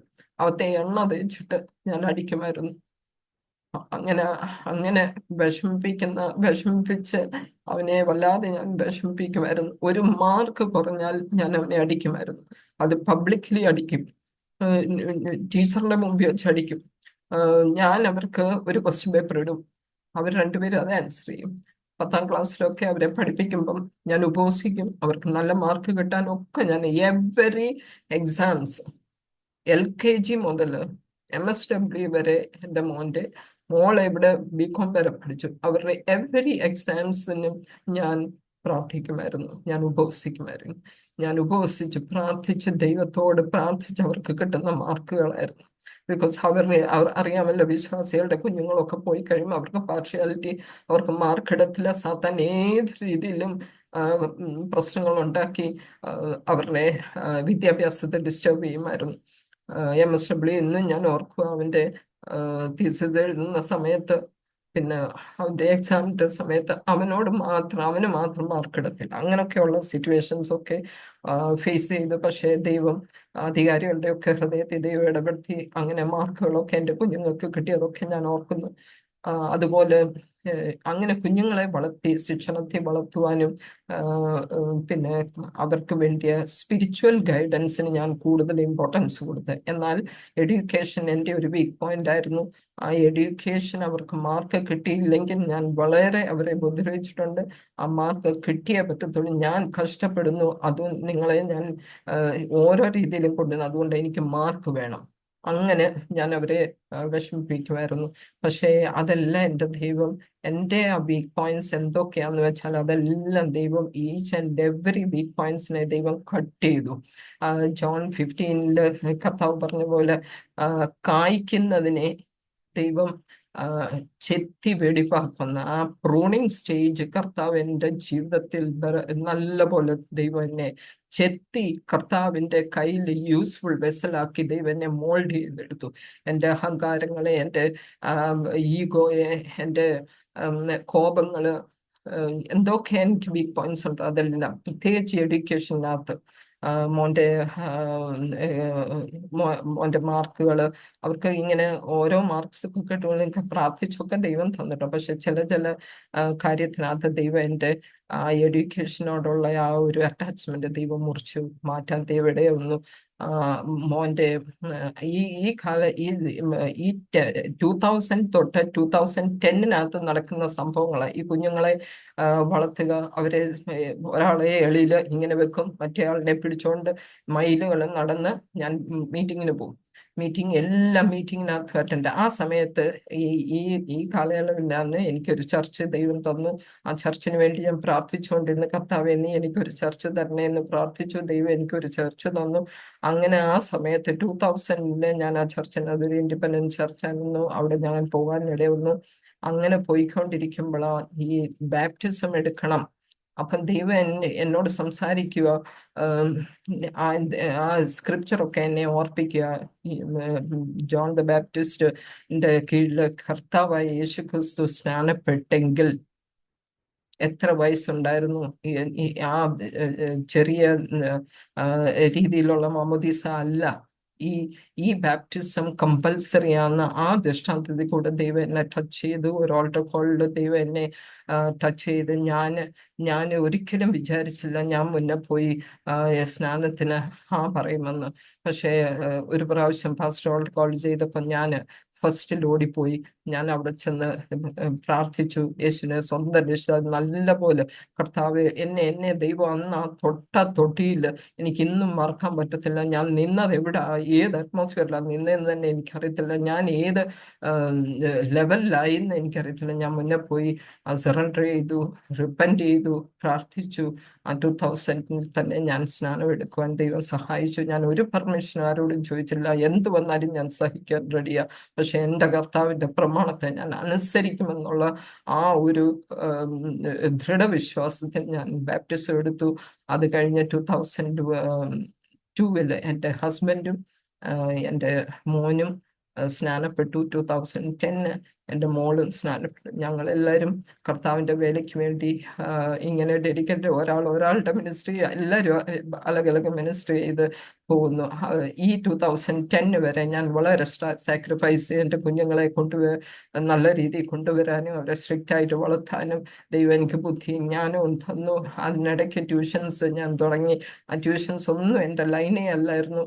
ഞാൻ ജോലിക്ക് ആഗ്രഹിച്ചിരുന്ന ഞാൻ ട്യൂഷൻ എൻ്റെ കുഞ്ഞുങ്ങളെ പഠിപ്പിക്കാൻ എനിക്ക് പേഷ്യൻസ് ഇല്ല. പക്ഷേ ഹൺഡ്രഡ്സ് ഓഫ് കുട്ടികളെ പഠിപ്പിക്കാൻ ദൈവം എന്നെ സഹായിച്ചു. ആ ട്യൂഷനിൽ കൂടെ കിട്ടുന്ന വരുമാനം കൊണ്ട് ഞങ്ങൾ വീട്ടിലെ കാര്യങ്ങളൊക്കെ ചെയ്യാൻ, കാരണം ഫിനാൻഷ്യൽ ക്രൈസിസ് ഞാൻ അവിടെ അനുഭവിച്ചുകൊണ്ടിരിക്കുക 2010 വരെ. അത് കഴിഞ്ഞ് ഞാൻ 2010 വരെ ഞാൻ ഇങ്ങനെ അനങ്ങാതെ ചർച്ചിന്റെ ഒരു കോർണറിലേ ഇരിക്കും. ഞാൻ ഫ്രണ്ടിൽ പോകത്തേ ഇല്ല. കോർണറിൽ ഇരിക്കുന്ന എന്തിനാ? എൻ്റെ ഹൃദയം പൊട്ടി ഒന്ന് കരയുക. അവിടെ കരഞ്ഞിരിക്കാനാ. ഞാൻ ആരും കാണത്തില്ലല്ലോ ആ കോർണറിൽ ഇരുന്നാല്. അത് അങ്ങനെ ഇരുന്ന് ഞാൻ വർഷങ്ങൾ കരഞ്ഞു. ഒത്തിരി. എൻ്റെ ഹസ്ബൻഡ് എൻ്റെ കൂടെ ഇല്ലാത്തിടത്തോളം കാലം ഞാൻ അനുഭവിച്ച ഒത്തിരി വിഷമങ്ങളുണ്ട്. എനിക്ക് പുറത്തു പോകാൻ റെസ്ട്രിക്ഷൻസ്. എൻ്റെ മോൻ ഒരു 10ാം ക്ലാസ് ഒക്കെ ആയി കഴിഞ്ഞാൽ ഞാൻ ഒന്ന് പുറത്തിറങ്ങാൻ ദൈവം എന്നെ സഹായിച്ചെന്ന് പറഞ്ഞാൽ കൂടെ ഒരാളുണ്ടല്ലോ. ഒരു സ്ത്രീ തന്നെ പുറത്തിറങ്ങുന്നതിനും ഹസ്ബൻഡ് കൂടെ ഇല്ലാതെ എത്ര റെസ്ട്രിക്ഷൻസ് ഫേസ് ചെയ്യണം, അതെല്ലാം ഞാൻ ഫേസ് ചെയ്തു. എൻ്റെ മമ്മിയുടെ ആ സ്ട്രിക്ട്നെസ്സും ഞങ്ങൾ ഇന്നും ഓർക്കുന്നു. കോളേജിൽ നിന്ന് 6 മണിക്ക് വന്നില്ല എങ്കിൽ 6 മണി 6:05 ആ ഒരു തവിക്കണ ഉണ്ടല്ലോ, ഒരു തവിയുടെ അറ്റവും പിടിച്ചോണ്ട് മമ്മി നിൽക്കുക, എന്തുകൊണ്ട് ലേറ്റ് ആയെന്ന്. അങ്ങനെ ഞങ്ങളെ സ്ട്രിക്റ്റ് ആയിട്ട് വിടുക. അതുകൊണ്ട് എൻ്റെ ഭർത്താവ് കൂടെ ഇല്ലെങ്കിലും ഞാൻ ആ വീടിനകത്തിരുന്ന് വീട് മാനേജ് ചെയ്യാനും വേറെ വേൾഡി അട്രാക്ഷൻസിനകത്തൊന്നും പോകാതെയും എല്ലാ കാര്യങ്ങളും മാനേജ് ചെയ്യാൻ കർത്താവ് എനിക്ക് ബുദ്ധിയും സദൃശ്യവും പേഷ്യൻസും ദൈവം തന്നു. അതിനോടിടയ്ക്ക് കർത്താവ് എന്നെ ശരിക്കും മെനഞ്ഞെടുത്തു. അത് കഴിഞ്ഞ് ഈ 2010 കഴിഞ്ഞ് 2011 എല്ലാവരെയും എൻകറേജ് ചെയ്ത് ഒരു കാര്യം പറഞ്ഞു. എല്ലാം 2000 ജനുവരി 1 തുടങ്ങുവാന്നല്ലോ. ആ സമയത്ത് പാസ്റ്റർ ഇങ്ങനെ പറഞ്ഞു, എല്ലാവരെയും എൻകറേജ് ചെയ്ത് വെച്ച് പറഞ്ഞു, എല്ലാവരും സുവിശേഷം ചെയ്യണം, എല്ലാവരും സുവിശേഷം ചെയ്യണം, നിങ്ങളെല്ലാവരും ഇങ്ങനെ ഇരുന്നാൽ പോരെ. അങ്ങനെയൊക്കെ കുറെ ബൈബിളിലെ വചനങ്ങളൊക്കെ പറഞ്ഞു. ഹഗായി ചാപ്റ്റർ ഞാൻ ആ സമയത്ത് പറഞ്ഞു, 10 കൊല്ലം നിങ്ങൾ ഇരുന്നു എന്ന് നിങ്ങൾ വിചാരിക്കേണ്ട, ഇന്ന് മുതൽ നിങ്ങൾക്ക് എന്ത് ചെയ്യാൻ പറ്റുമെന്ന് പാസ്റ്റർ ഇങ്ങനെ ഒന്ന് പറഞ്ഞു. അന്ന് രാത്രി ഞാൻ ഇരുന്ന് പ്രാർത്ഥിച്ചു. രാവിലെ ഞാൻ ഇരുന്ന് പ്രാർത്ഥിക്കുന്ന സമയത്ത് ഹഗായി ചാപ്റ്റർ 1 വേഴ്സ് 4 അതെന്നെ വല്ലാതെ ടച്ച് ചെയ്തു. അത് അതിനകത്ത് പറഞ്ഞിട്ട്, ഈ ആലയം ശൂന്യമായിരിക്കെ തട്ടിട്ട ഭവനത്ത് നീ എങ്ങനെ താമസിക്കുക, ആ ഒരു വേഴ്സിന്റെ റെഫറൻസ് പലർക്കും പല രീതിയിലായിരിക്കും കിട്ടുന്നത്. പക്ഷെ എനിക്കത് കിട്ടിയത്, എനിക്ക് എന്നെ തൊട്ട് അനേകർ നശിച്ചു കൊണ്ടിരിക്കുമ്പോൾ നീ ഇങ്ങനെ എങ്ങനെ ജീവിക്കുന്നു, എങ്ങനെ നീ മൂടിയുള്ള വീട്ടിലൊക്കെ ഇരുന്ന് ജീവിക്കുന്നു, നീ ആറാംസെ എങ്ങനെ ജീവിക്കുന്നു. അയ്യോ, ഞാൻ മണിക്കൂറുകൾ കരഞ്ഞു, മണിക്കൂറുകൾ കരഞ്ഞു. ആ ഒരു വേഴ്സിൽ എനിക്ക് ദൈവം ടച്ച് ചെയ്ത ആ ബൈബിള് നനഞ്ഞു. ഞാൻ എഴുന്നേറ്റപ്പോൾ ഞാൻ ഏത് രീതിയിലാണ് എഴുന്നേക്കുന്നത്, എനിക്ക് ഭയങ്കരം. അന്നത്തെ ദിവസം മൊത്തം ഞാൻ പ്രാർത്ഥിക്കുക, ഈ വേഴ്സ് വായിക്കുക, പ്രാർത്ഥിക്കുക, വേഴ്സ് വായിക്കുക, ഇങ്ങനായിരുന്നു. അത് കഴിഞ്ഞപ്പം എൻ്റെ ട്യൂഷനിൽ ഒരു കുട്ടി വരുന്നുണ്ടായിരുന്നു. ആ കുട്ടിയുടെ അമ്മച്ചി ഇതുപോലെ അംഗൻവാടിയിൽ വർക്ക് ചെയ്യുന്ന ഒരു സ്ത്രീയായിരുന്നു. അപ്പം ഞാൻ ചോദിച്ചു, നിന്റെ ദാദിയോട് ചോദിച്ചാൽ സ്ത്രീകളെ ഇങ്ങനെ കൂട്ടാൻ പറ്റുമോ? ആ മാഡം വന്ന് സംസാരിക്കുന്നു. ഞാൻ അവരോട് പോയി സംസാരിച്ചപ്പോൾ എന്നോട് ചോദിക്കുക, അപ്പൊ ആ സ്ത്രീ ആ വില്ലേജിന്റെ വലിയ ഇൻഫ്ലുവൻസിൽ ഭയങ്കര, അവര് ആ വില്ലേജിനെ മൊത്തം കയ്യിലെടുത്തിരിക്കുന്ന ഒരു സ്ത്രീ. അവരെന്ന് പറഞ്ഞാൽ ഭയങ്കര ഇഷ്ടമാണ് അവർക്ക്. എന്നോട് ചോദിച്ചാൽ എത്ര വേണം, എത്ര സ്ത്രീകളെ കൂട്ടണം മാഡം? ഞാൻ ചോദിച്ചു, ഒരു 120 150 പേരെ കൂട്ടാമോ? അപ്പം പറഞ്ഞ് കൂട്ടാം. അങ്ങനെ അവിടെ കൂട്ടി, ഞങ്ങളുടെ പാസ്റ്ററിനെ വിളിച്ചു, അവിടെ നല്ലൊരു മീറ്റിംഗ് അറേഞ്ച് ചെയ്തു. അങ്ങനെയാണ് എൻ്റെ മിനിസ്ട്രി ആദ്യമായിട്ട് തുടങ്ങുന്നത്. അത്രയും പേരോട് സുവിശേഷം പറഞ്ഞ് ആ വില്ലേജിൽ പിന്നെ ഒരു ടൈലറിങ് ക്ലാസ് തുടങ്ങി. അങ്ങനെ കണ്ടിന്യൂസ് അവിടെ ഒരു കർത്താവിൻ്റെ സുവിശേഷം പറയാൻ ഈച്ച് ആൻഡ് എവറി ഹൗസസ് ഞങ്ങൾ കയറി ബൈബിളുകൾ കൊടുത്തു. ഞങ്ങളെ വിളിച്ച് പ്രാർത്ഥിക്കാൻ ആൾക്കാർ നല്ല ഈ എന്താ പറയുക, സ്ട്രോങ് ബിലീവേഴ്സാണ് ഇവര്. അവരുടെ ആരാധനയ്ക്കകത്ത് അവരുടെയൊക്കെ ഇടയിൽ പോയി സുവിശേഷം പറയാൻ ദൈവം സഹായിച്ചു. അങ്ങനെ ഓരോ സ്റ്റെപ്പുകളിലും ദൈവം എന്നെ യൂസ് ചെയ്യാൻ തുടങ്ങി. അത് കഴിഞ്ഞ് വേറൊരു മെന്റൽ റിട്ടാർഡ് സ്കൂളിൽ ഞാൻ പോകുമായിരുന്നു.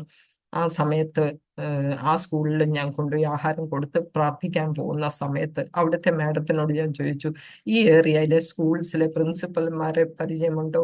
അന്ന് പറഞ്ഞു, ഉണ്ടല്ലോ മാഡം, എന്താ വേണ്ടിയത്? അവർ നല്ലൊരു ഇൻഫ്ലുവൻസ് ഉള്ള സ്ത്രീ ആ ഏരിയയിലൊക്കെ. അപ്പം ഞാൻ പറഞ്ഞു, എനിക്ക് എൻ്റെ കയ്യിൽ എൻ്റെ ഒരു ഫ്രണ്ട് ആ സമയത്ത് എൻ്റെ വീട്ടിനകത്ത് 2 ചാക്ക് നിറച്ച്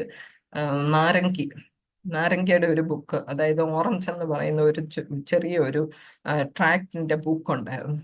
അത് എൻ്റെ ഒരു ഫ്രണ്ട് കൊണ്ട് തന്ന് കുറച്ച് നാൾ അതെങ്ങനെ ഇരുന്നു. പക്ഷേ ഒരു ദിവസം ദൈവം നിന്റെ കയ്യിൽ ഒരു ടാസ്ക് തന്നിട്ട് നീ അത് ഉപയോഗിക്കാൻ നിനക്ക് പറ്റില്ല, അങ്ങനെ ഒരു ബേർഡൻ എനിക്ക് തന്നു. അപ്പൊ എൻ്റെ മനസ്സിൽ ഇത് കിടക്കുക, എനിക്ക് എങ്ങനെയെങ്കിലും ഈ ബുക്ക് ഡിസ്ട്രിബ്യൂട്ട് ചെയ്യണം.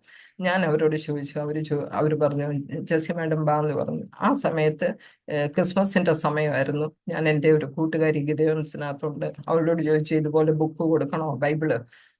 അന്നേരം പറഞ്ഞു ആ ജെസ്സി കൊടുക്കണം. അങ്ങനെ അവിടെ പോയി ഒരു 15 സ്കൂളിലെ പ്രിൻസിപ്പലുമായിട്ട് ഇടപെട്ടു. എല്ലാവരും ഹാ പറഞ്ഞു. അപ്പൊ ഞാൻ എടുത്ത് ചോദിക്കുക, ഈ ചോപ്റ്റി കൊടുക്കാമോ, ഈ ബുക്ക് കൊടുക്കാമോ, ഓക്കെ ഓക്കെ നോ പ്രോബ്ലം, ഇതും കൊടുക്കാമോ, ഓക്കെ നോ പ്രോബ്ലം. അങ്ങനെ hundreds and thousands of Bibles എല്ലാ സ്കൂളിലും കൊടുക്കാൻ ദൈവം സഹായിച്ചു. ആ നാരങ്ങി എൻ്റെ വീട്ടിനകത്തുനിന്ന് ചാക്കുകളുടെ കെട്ടും മാറി. അങ്ങനെ ദൈവം സഹായിച്ചു. അത് കഴിഞ്ഞിട്ട് ഗിദയോൻസുകാർക്ക് എൻ്റെ ആ പ്രവർത്തനം ഇഷ്ടപ്പെട്ട് അവരെന്നെ വനിതാ സെല്ല്, നമ്മുടെ ഇവിടെ സെൻട്രൽ ജയിലിൽ വനിതാ സെല്ലിൽ ഒരു മീറ്റിംഗ് വെച്ചു. അതിനെന്നെ ഇൻവോൾവ് ചെയ്യാൻ ദൈവം സഹായിച്ചു. ആ സമയത്ത് എന്നെ കൊണ്ടുപോയി. അന്ന് വൈകുന്നേരം അന്ന് ഒരു മുസ്ലിം സ്ത്രീ ഒരു ഇൻസിഡന്റ് പറഞ്ഞു, മോളെ എന്നെ ഇവിടുന്ന് വിടാൻ പ്രാർത്ഥിക്ക്, പിന്നെ എന്നെ മക്കൾ എന്നെ കുരുക്കി ഇതിനകത്ത് ഇട്ടിരിക്കുക, അവർക്ക് എന്നെ നോക്കാൻ വയ്യാത്തതിന്. അതെന്നെ വല്ലാതെ ഭാരപ്പെട്ടു. ഞാൻ പ്രാർത്ഥിച്ചു. ഞാൻ എൻ്റെ ഫ്രണ്ടിനോട് പറഞ്ഞ് എൻ്റെ ചർച്ചിനെ അപ്രോച്ച് ചെയ്ത് ഒരു പ്രസന്റ് മിനിസ്ട്രി അവിടെ തുടങ്ങാൻ ദൈവം സഹായിച്ചു. ഇന്നും ആ പ്രസന്റ് മിനിസ്ട്രി കണ്ടിന്യൂ ചെയ്യുന്നു. അനേക ആൾക്കാർ അതിനകത്ത് ദൈവത്തെ അറിഞ്ഞു പോകാൻ ദൈവം സഹായിച്ചു. ഇപ്പൊ പിന്നെ കുറച്ച് റെസ്ട്രിക്ഷൻസ് വന്നതുകൊണ്ട് ഇച്ചിരി പ്രയാസമായിട്ട് വന്നു. എന്നാലും പ്രസന്റ് മിനിസ്ട്രി കണ്ടിന്യൂ ചെയ്യുന്നു. അതുപോലെ ഞങ്ങളുടെ ഈ ആജുബാജുള്ള ഞങ്ങളുടെ എല്ലാ സ്ഥലങ്ങളിലെയും മുനിസിപ്പാലിറ്റി സ്കൂൾസ് സന്ദർശിക്കാൻ ദൈവം ഡിഒയുടെ 4 സ്കൂളിൽ ചോദിച്ചു. 14 സ്കൂള് വോളണ്ടിയേഴ്സ് ഇല്ലായിരുന്നു. ആ സമയത്ത് പ്രാർത്ഥിച്ചു, ദൈവം വോളണ്ടിയേഴ്സിനെ തന്നു. എല്ലാ സ്കൂളിലും ഒരു മോട്ടിവേഷൻ ബുക്കുണ്ട്, മോട്ടിവേഷൻ ചെയ്യുന്ന ഒരു ബുക്ക്. അതിനകത്ത് സ്റ്റോറികൾ പഠിപ്പിച്ച് ഗോസ്പൽ ചെയ്ത് അനേകം കുഞ്ഞുങ്ങൾ പാനും പഠിക്കുകയും തിന്നുന്ന കുഞ്ഞുങ്ങൾ അതൊക്കെ കളഞ്ഞ് നമ്മൾ പറയുന്ന ദൈവത്തെ സ്വീകരിക്കാനും ചിലർ ചർച്ചിനകത്ത് പോകാനും ഒക്കെ ഈ മുനിസിപ്പാലിറ്റി സ്കൂളിൽ അനേകം അനാഥ പിള്ളേരുണ്ടായിരുന്നു. അവരോടൊക്കെ ദൈവത്തിന്റെ സ്നേഹം പകരാൻ ദൈവം സഹായിച്ചു. അങ്ങനെ അത് കഴിഞ്ഞ് ഓൾഡ് ഏജ് ഹോമുകൾ വിസിറ്റ് ചെയ്യുമായിരുന്നു. ആ ഓൾഡ് ഏജ് ഹോമിൽ ഇന്നും പലര് കയ്യിലെ ദാഗായും അതും ഇതും ഒക്കെ കളഞ്ഞ കർത്താവിന്റെ വചനം വായിക്കുകയും ഒക്കെ ദൈവം സഹായിക്കുന്നു. അങ്ങനെ ഓൾഡ് ഏജ് ഹോമിലൊക്കെ പോകുമ്പോൾ നമ്മൾ പ്രായമുള്ളവരാണെന്ന് നമുക്ക് നെഗ്ലക്ട്, പക്ഷെ അവരുടെ ആത്മാവിന് വാല്യൂ ഇല്ലേ. നമ്മൾ അവരോട് സുവിശേഷം പറയാം, അവർ കരയും, അവർ വീണ്ടും വരാൻ നമ്മളോട് പറയും.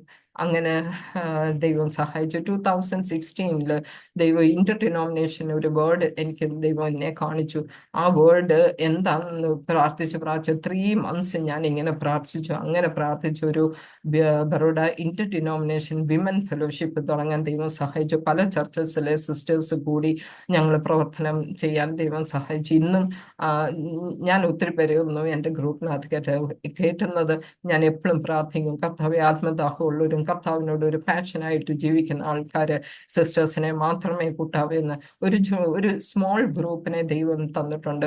ആ ഗ്രൂപ്പ് കൂടി നമ്മൾ പലയിടത്തും പോകുന്നു. അതുപോലെ മോനി MSW എടുത്തതുകൊണ്ട് അവന് കുറെ പ്രൊജക്ട്സ് ചെയ്യാൻ അവന് കിട്ടിയിട്ടുണ്ട്. ആ പ്രൊജക്റ്റ് ഞാൻ കോണ്ടാക്ട്സ് എല്ലാം എടുക്കുമായിരുന്നു.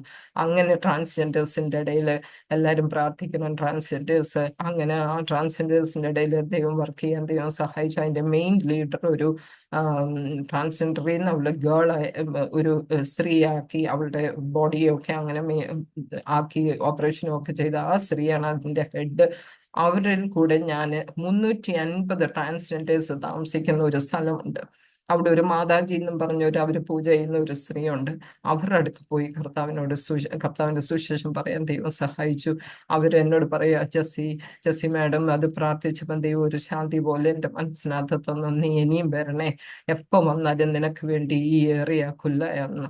സോ ദൈവത്തിന്റെ ഒരു വലിയ മഹത്വം അവിടെ കാണാൻ ദൈവം ഈച്ച് ആൻഡ് എവറി ട്രാൻസ്ജെൻഡേഴ്സിന്റെ ഹൗസസ് വിസിറ്റ് ചെയ്ത് ബൈബിൾ ഡിസ്ട്രിബ്യൂട്ട് ചെയ്യാൻ ദൈവം സഹായിച്ചു. അതുപോലെ HIV എന്ന് പറയുന്നത് ഒരു വലിയ ബീമാരിയാണ്. ഇന്നും ഞാൻ പ്രാർത്ഥിക്കുക, കർത്താവെ ഈ ബീമാറിനകത്തുനിന്ന് ഈ കഷ്ടത്തിനകത്തുനിന്ന്. ഞാൻ ചോദിച്ചു, ബറോഡയിൽ എത്ര പേർ? 3000 അഡൽട്സ് ആണ് ബറോഡയിൽ തന്നെ ഉള്ളത്.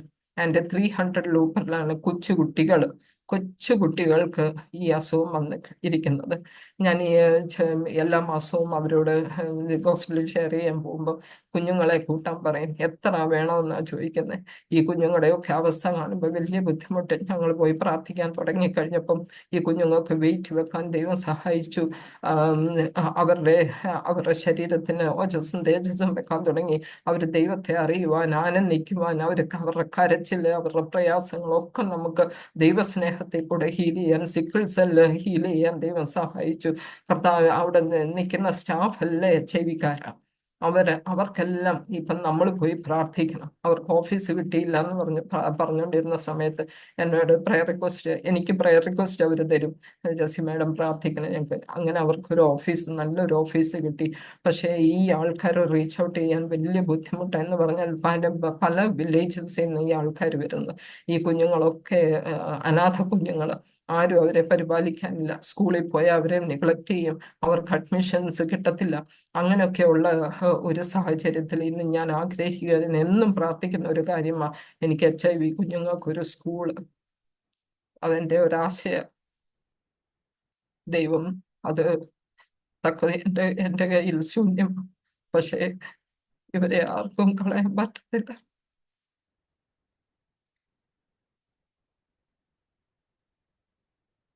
ദൈവം അവർക്ക് വേണ്ടി വഴിയും വാതിലും, കാരണം അവർക്ക് അഡ്മിഷൻസ് ഇല്ല.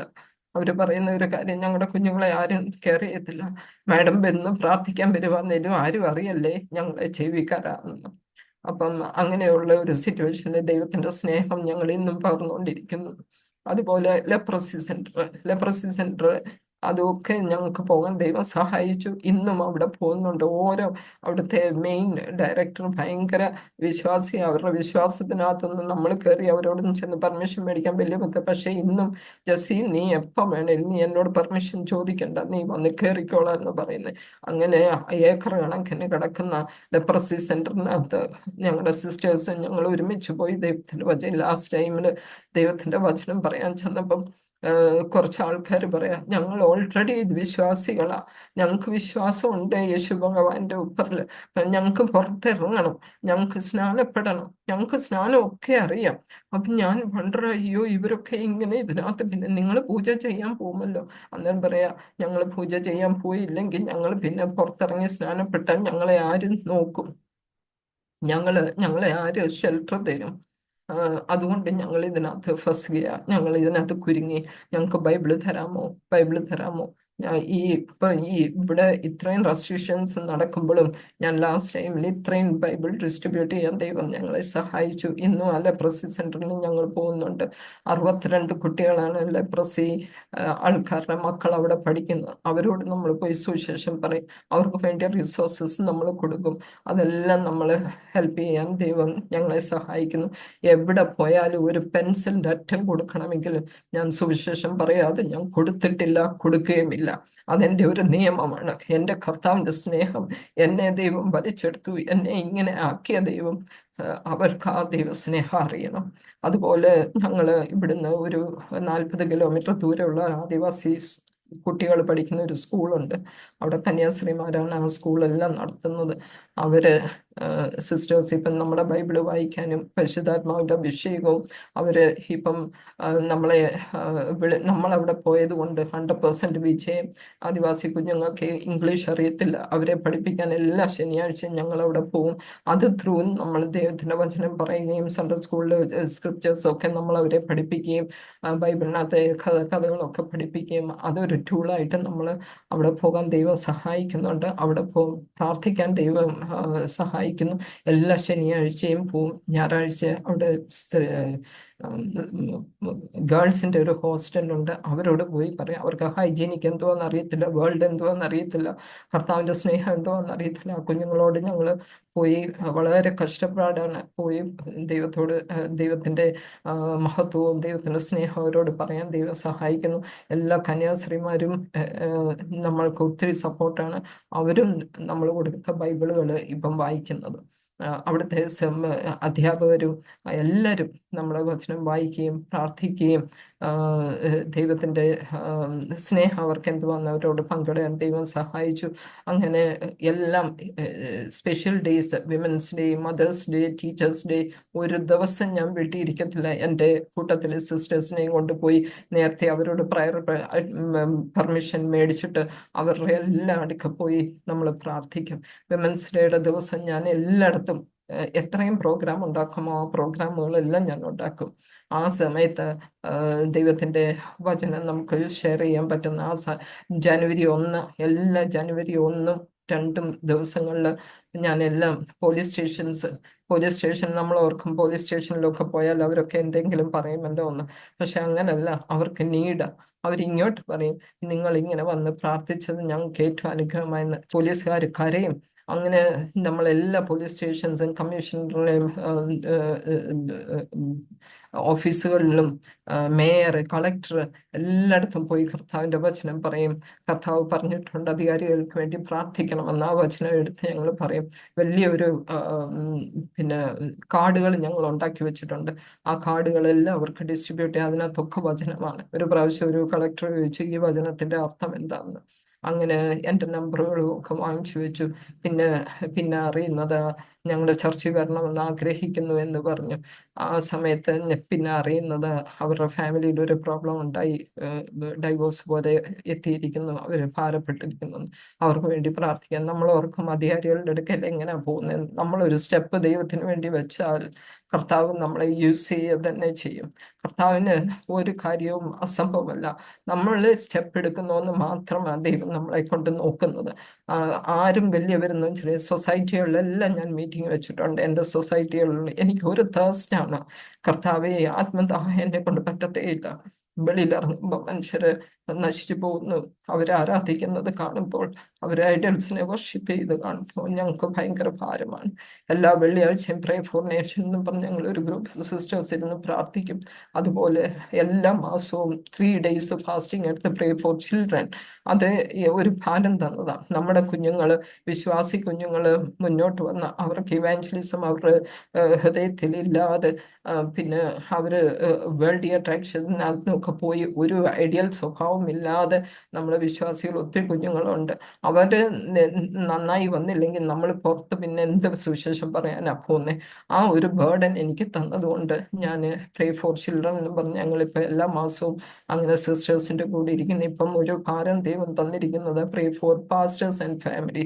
അത് ഇമ്പോർട്ടൻ്റ്. അത് ചെയ്തേ പറ്റത്തുള്ളൂ. ദൈവം ഒരു വല്ലാത്ത ഒരു ഭാരം 2-3 ദിവസം കൊണ്ട് ദൈവം തരുന്നു. അതിനുവേണ്ടി പ്രത്യേകം പ്രാർത്ഥിക്കുന്നു. അതുപോലെ ഞാൻ എൻ്റെ വിദ്യാഭ്യാസത്തിനകത്ത് BSc മൊത്തം കംപ്ലീറ്റ് ചെയ്യാൻ BSc കംപ്ലീറ്റ് ചെയ്തു, D.Pharm എടുത്തു. പക്ഷെ അന്ന് എനിക്കൊരു ഭാരം മനസ്സിനകത്തുണ്ടായിരുന്നു. കർത്താവെ, എനിക്ക് ആ മാസ്റ്റേഴ്സ് ഒന്നും എടുക്കാൻ പറ്റിയില്ലല്ലോ എന്ന്. ആ സമയത്ത് ഞാൻ പ്രാർത്ഥിച്ചു. പക്ഷേ ഈ എൻ്റെ ഈ ഏജിൽ, ഈ കുറേ വർഷങ്ങളും കൊണ്ട് എനിക്കൊരു BCC, bachelor of Christian counselling and bachelor of theology, masters in divinity and masters in psychology, അത് ഇത്രയും കാര്യങ്ങൾ എടുക്കാൻ ദൈവം എന്നെ സഹായിച്ചു. നമ്മൾ വിചാരിക്കേണ്ട നമ്മളെ കൊണ്ട് ഒന്നും പറ്റത്തില്ലെന്ന്. പ്രത്യേകിച്ച് സിസ്റ്റേഴ്സിനെ ഞാൻ എൻ്റെ ഈ ടെസ്റ്റിമണിയിൽ കൂടെ ഞാൻ എൻകറേജ് ചെയ്യാൻ ആഗ്രഹിക്കുന്ന ഒരു കാര്യം, നമുക്കൊന്നും പറ്റത്തില്ല എന്ന് സ്ത്രീകൾ പറയില്ല. ടോംബിന്റെ മുന്നിൽ പോയിരുന്ന മഗ്ദലന മറിയം, എൻ്റെ യേശുവിനെ കണ്ടില്ല, എൻ്റെ യേശു എന്തിയെ, പിന്നെ യേശുവിനെ കണ്ട ആ ഒരു സുവിശേഷം ഫസ്റ്റ് അവിടുന്ന് തുടങ്ങുന്നത്. അത് ഒരു സ്ത്രീയിൽ കൂടെ ആ ഇരുട്ടത്ത് പോയി അങ്ങനെ ഒരു കാര്യം സെർച്ച് ചെയ്യാൻ തന്നെ പോയി. അപ്പൊ എന്തൊരു ഹിമ്മത്താ, എന്തൊരു ബോൾഡ്നെസ്സാ. ആ ബോൾഡ്നെസ് ദൈവം നമുക്ക് തന്നിട്ടുണ്ട്. കർത്താവ് നമുക്കൊരു വലിയ ഡ്യൂട്ടിയാണ് തന്നിരിക്കുന്ന സുവിശേഷം പറയുക എന്നുള്ളത്. അത് നമ്മളെ കൊണ്ട് പറ്റും. വീട് മാനേജ് ചെയ്യാൻ നമ്മളെ കൊണ്ട് പറ്റും. കുഞ്ഞുങ്ങളെ നേരെ കൊണ്ടുവരാൻ പറ്റും. അനേക മുറിഞ്ഞ ആൾക്കാരെ ശുശ്രൂഷിക്കാൻ നമ്മളെ പറ്റും. അതുപോലെ എനിക്ക് മറക്കാൻ വയ്യാത്ത കുറച്ച് കാര്യങ്ങൾ എൻ്റെ ജീവിതത്തിൽ വന്നത്, എൻ്റെ മോൻ്റെ കഴുത്ത് മുറിഞ്ഞ ഒരു കാര്യം ജനുവരി ജനുവരിയിൽ ഇവിടെ കൈറ്റിൻ്റെ ഒരു ഫെസ്റ്റിവലുണ്ട്, ഉത്തരായൻ എന്ന് പറയുന്നത്. ആ സമയത്ത് ഞാൻ എൻ്റെ മോനോട് പറഞ്ഞു, മോനെ ഇവിടെ 2 days 14, 15, 16 ഒക്കെ ഉത്തരായണത്തെ ടൈമാണ് ജനുവരി. ആ സമയത്ത് ഞാൻ അവന് ഒരു അങ്ങനത്തെ സ്പോർട്സിനകത്ത് പോവുക, ഈ കൈറ്റ് പറപ്പിക്കാൻ പോവുക, ഇങ്ങനൊന്നും അവന് അങ്ങനൊന്നും ചെയ്യുന്ന ആളല്ല. എപ്പോഴും ഞാൻ എൻ്റെ കുഞ്ഞുങ്ങളെ പബ്ലിക് ഹോളിഡേയ്സ് ഉണ്ടെങ്കിൽ ഞാൻ വിടത്തില്ല എങ്ങും. എന്താണെന്ന് ചോദിച്ചാൽ ഇരുന്ന് പഠിക്കുക, റിവിഷൻസ് എടുക്കുക, ടെസ്റ്റ് ഇടുക, ഇതൊക്കെയായിരുന്നു അന്നത്തെ പണി. അപ്പം ആ സമയത്ത് മോൻ 12th-ലായിരുന്നു. അത് ആ സമയത്ത് ഞാൻ പറഞ്ഞു, മോനെ ATM-ൽ നിന്ന് ഇച്ചിരി പൈസ എടുത്തുകൊണ്ട് വരാം. അപ്പം കഴുത്തെല്ലാം പാക്ഡ്, ഹെൽമെറ്റ് വെച്ചിട്ടുണ്ട്, എല്ലാം പാക്കായിട്ടാണ് പോയത്. കാരണം ഈ ത്രെഡ് അവൻ്റെ കഴുത്തിലൊന്നും പിടിക്കാതിരിക്കുന്ന ആക്റ്റീവായിൽ പോയി കുറേ ദൂരെ ചെന്ന് കഴിഞ്ഞപ്പം ഒരു ത്രെഡ് ക്രോസ് ആയിട്ട് കിടക്കുന്നു. മുന്നേ ഒരു ലോറി വരുന്നു. ഇവന് ഈ ത്രെഡ് കണ്ടില്ല. മുന്നോട്ട് ഈ വണ്ടി കൊണ്ടുപോയി. ആ വണ്ടി കൊണ്ടുപോയ ആയം കൊണ്ട് ഈ ത്രെഡ് കൊണ്ട് ഇവിടെ അങ്ങ് സ്ലിറ്റായപ്പം ഈ ചോര മിററയിലൊക്കെ ഈ ആക്റ്റീവയുടെ കണ്ണാടിയിൽ തെറിച്ചപ്പോഴാണ് ഇവൻ്റെ കഴുത്ത് ഇങ്ങനെ മുറിഞ്ഞു എന്നറിയുന്നത്.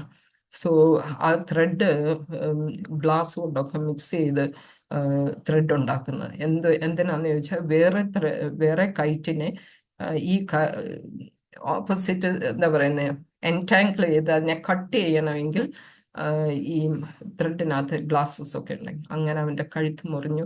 അപ്പം തലേദിവസം ഇവന് ഇച്ചിരി വണ്ണമൊക്കെ ഉള്ളതുകൊണ്ട് ഞാൻ പറഞ്ഞു, മോനെ നിന്റെ വണ്ണമൊക്കെ കുറയ്ക്കണം, നീ എന്തിനാ ഇങ്ങനെ എന്നൊക്കെ പറഞ്ഞ് ഞാൻ ഒത്തിരി വഴക്ക് പറഞ്ഞു. പക്ഷേ അവൻ്റെ ആ കഴുത്തിനകത്തെ ഫ്ലഷ് ഇട്ട് ഇങ്ങനെ ഇരുന്നത് കൊണ്ട് അകത്തോട്ട് ഡീപ്പായിട്ട് അങ്ങ് കയറി നന്നായി അങ്ങ് മുറിഞ്ഞു. ഇവിടുത്തെ ആ വെയിനയിൽ തൊട്ടില്ല.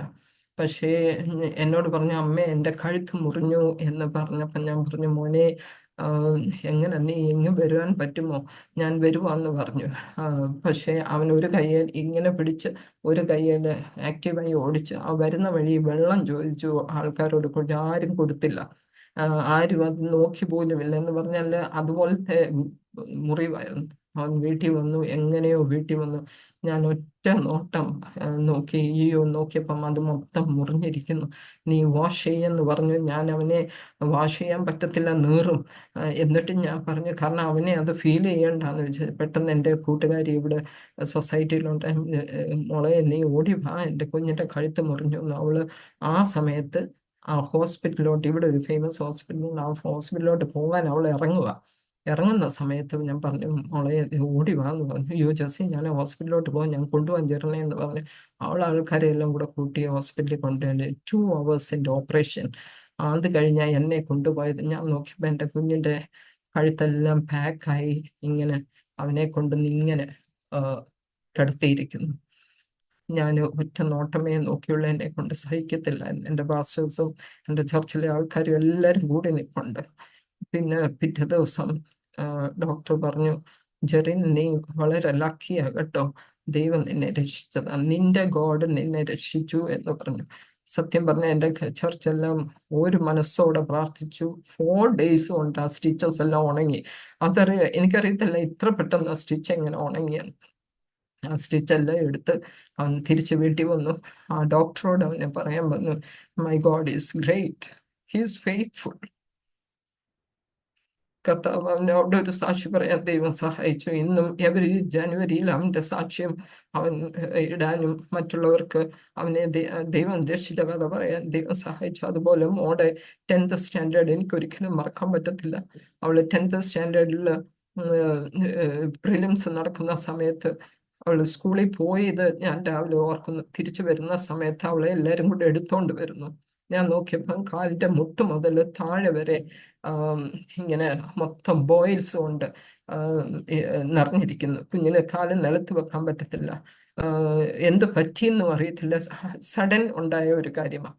അങ്ങനെ ഞാൻ 4 ഡോക്ടേഴ്സിനെ കാണിച്ചു. 5ാമത്തെ ഡോക്ടറിനെ കാണിക്കാൻ ഇവളെ എടുത്തോണ്ട് പോയി ബാത്റൂമിൽ കൊണ്ടുപോകണം, ഇരുത്തണം, കിടത്തണം. ഞാനും ചെറിനും വളരെ പ്രയാസപ്പെട്ടു. എൻ്റെ സിസ്റ്റേഴ്സ് എല്ലാം ഉപവസിക്കാൻ തുടങ്ങി. 5th ഡേയിൽ എൻ്റെ സിസ്റ്റേഴ്സ് രണ്ടുപേരും എന്നോട് പറഞ്ഞു, ഞങ്ങൾ ഉപവസിക്കുക, നീ ജെസ്സി ഉപവസിക്കെന്ന് പറഞ്ഞു. ഞാൻ രാവിലെ അടുത്ത ഡോക്ടറെ കാണിക്കാൻ കൊണ്ടുപോകുന്നതിന് മുമ്പ് ഞാൻ ഉപവസിച്ച് പ്രാർത്ഥിച്ചു. കൊച്ചു വേദന ഉണ്ട്, മെഡിസിൻസ് ഒന്നും അസറാവുന്നില്ല, വേദന ഉണ്ട്, അവൾ കരയുന്നു. ആ സമയത്ത് ഞാൻ എടുത്തു വായിച്ചത് യെശയ്യാ ചാപ്റ്റർ 38 വേഴ്സ് 11.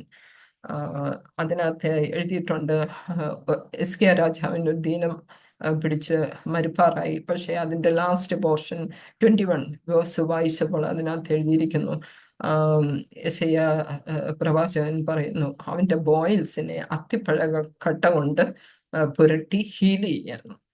ആ വേഴ്സ്, പർട്ടിക്കുലർ ബോയിൽസ് എന്ന ഒരു വേഴ്സ് കിട്ടി. പിന്നെ ഈ അത്തിപ്പഴക്കട്ട എന്ന് കിട്ടി.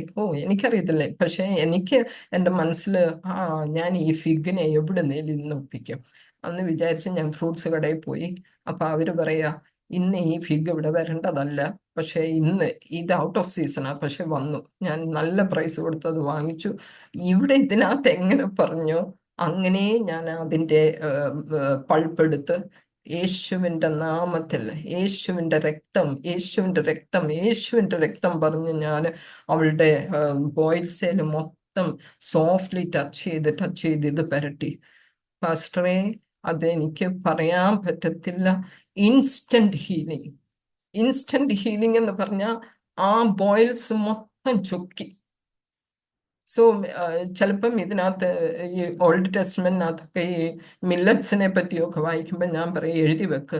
അന്ന് പിന്നെ ഏലിശ പ്രവാചകനൊക്കെ ഇതാ ഈ അപ്പം ഉണ്ടാക്കി കൊടുത്തതൊക്കെ, ഇതൊക്കെ ഹെൽത്തി ഫുഡാ, അതുകൊണ്ടാണ് കർത്താവ് ഇത് ഇങ്ങനൊക്കെ നോട്ട് ചെയ്യുന്നത്. പക്ഷെ ആ അത്തിപ്പഴക്ക ആ പൾപ്പ് പുരട്ടി എൻ്റെ മോടെ കാല് മൊത്തം ഹീലായി.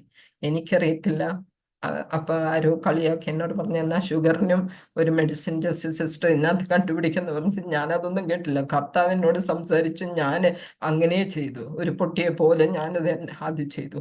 അന്ന് ഈ ഹീല് ദൈവം ചെയ്തു. അതുപോലെ ഫസ്റ്റേ നമ്മുടെ ആ ഹീലിങ് അവക്ക് ഇത്ര പ്രിലിംസ് നടന്നുകൊണ്ടിരിക്കുക. എക്സാമിന് ഫിനിഷ് ചെയ്യാൻ ഇനി കുറച്ച് പോർഷൻസ് ഫിനിഷ് ചെയ്യാൻ, പക്ഷെ നല്ല ഹൈ ക്ലാസ് മാർക്കോടുകൂടി അവള് 10th പാസ്സായി. ആ സമയത്ത് ഞാൻ പ്രിപ്പയർ ചെയ്യുമായിരുന്നു സൊസൈറ്റിയിൽ ഔട്ട്റീച്ചിന് വേണ്ടി. ക്രിസ്മസിന്റെ സമയത്ത് അവൾ എൻ്റെ കൂടെ അന്ന് തന്നെ നടന്ന് എല്ലാ വീടുകളിലും വന്ന് നമ്പറുകളും എടുത്ത് പേരുകളും ഒക്കെ എഴുതാൻ ദൈവം എന്നെ അവളെ സഹായിച്ചു. ദൈവം ഇന്നും കാനഡയുടെ പ്രദേശത്ത് ഒരിക്കലും പോകുമെന്ന് ഞങ്ങൾ കണക്ക് കൂട്ടിയില്ല. മോനെ വിടണമെന്ന് വിചാരിച്ച് ഞങ്ങളൊക്കെ പ്ലാൻ ചെയ്തു. പക്ഷേ ദൈവത്തെ ആ സംഭവത്തെ സംഭവമാക്കി എൻ്റെ കുഞ്ഞിനെ കാനഡയുടെ പ്രദേശത്ത് ദൈവം കൊണ്ടുപോയി. അവിടെ വലിയ മിറാക്കുലസ്ലി ദൈവം അവളെ നടത്തുന്നു. അവിടെ പഠിക്കുന്നു, ജോലി നോക്കുന്നു, കർത്താവളെ ശ്രേഷ്ഠമായിട്ട് നടത്തുന്നു. അതുപോലെ എൻ്റെ വേറൊരു ഇൻസിഡൻറ്റ് പറയാൻ ആഗ്രഹിക്കുന്നത്, എൻ്റെ ഹസ്ബൻഡിന് TB വന്നു. TB വന്ന് TB ആണെന്ന് അറിയത്തില്ലായിരുന്നു. മസ്കറ്റിൽ ജോലി ചെയ്തുകൊണ്ടിരിക്കുമ്പോൾ ആ സമയത്ത് എൻ്റെ വീട് രജിസ്റ്റർ ചെയ്യാൻ എല്ലാം വാങ്ങിച്ച് ഇങ്ങനെ ഇരിക്കുന്ന സമയത്ത് അപ്പം ഞാൻ അച്ഛനോട് പറഞ്ഞു, വന്ന് അച്ഛൻ്റെ പേരിൽ വീട് എഴുതണം.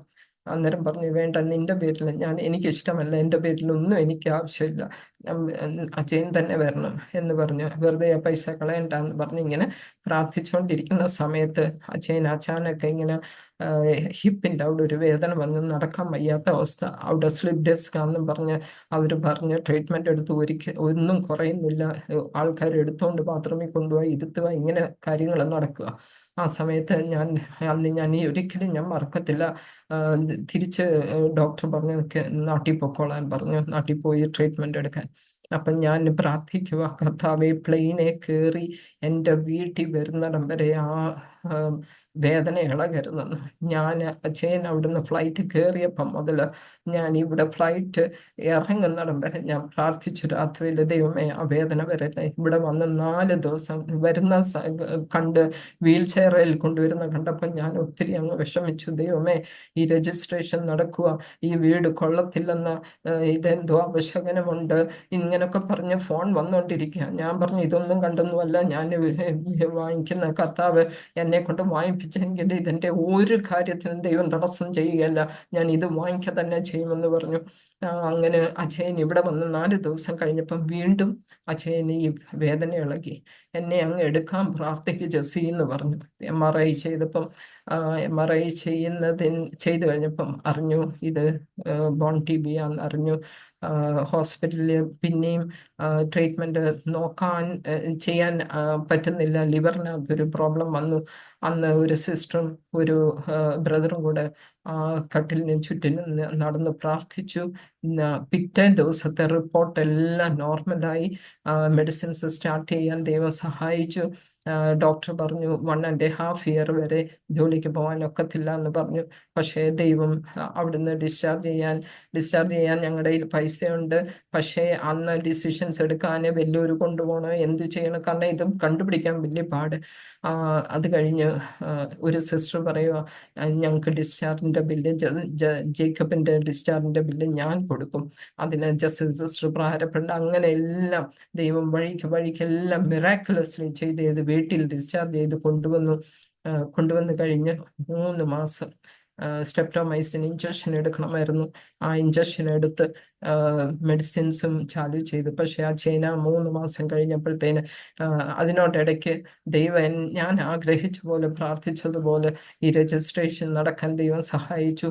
അച്ഛൻ്റെ പേരിൽ ഈ വീട് എഴുതാൻ ദൈവം സഹായിച്ചു. വലിയൊരു ബിമാരിക്കകത്തുനിന്ന് ദൈവം വിടുവിച്ചു.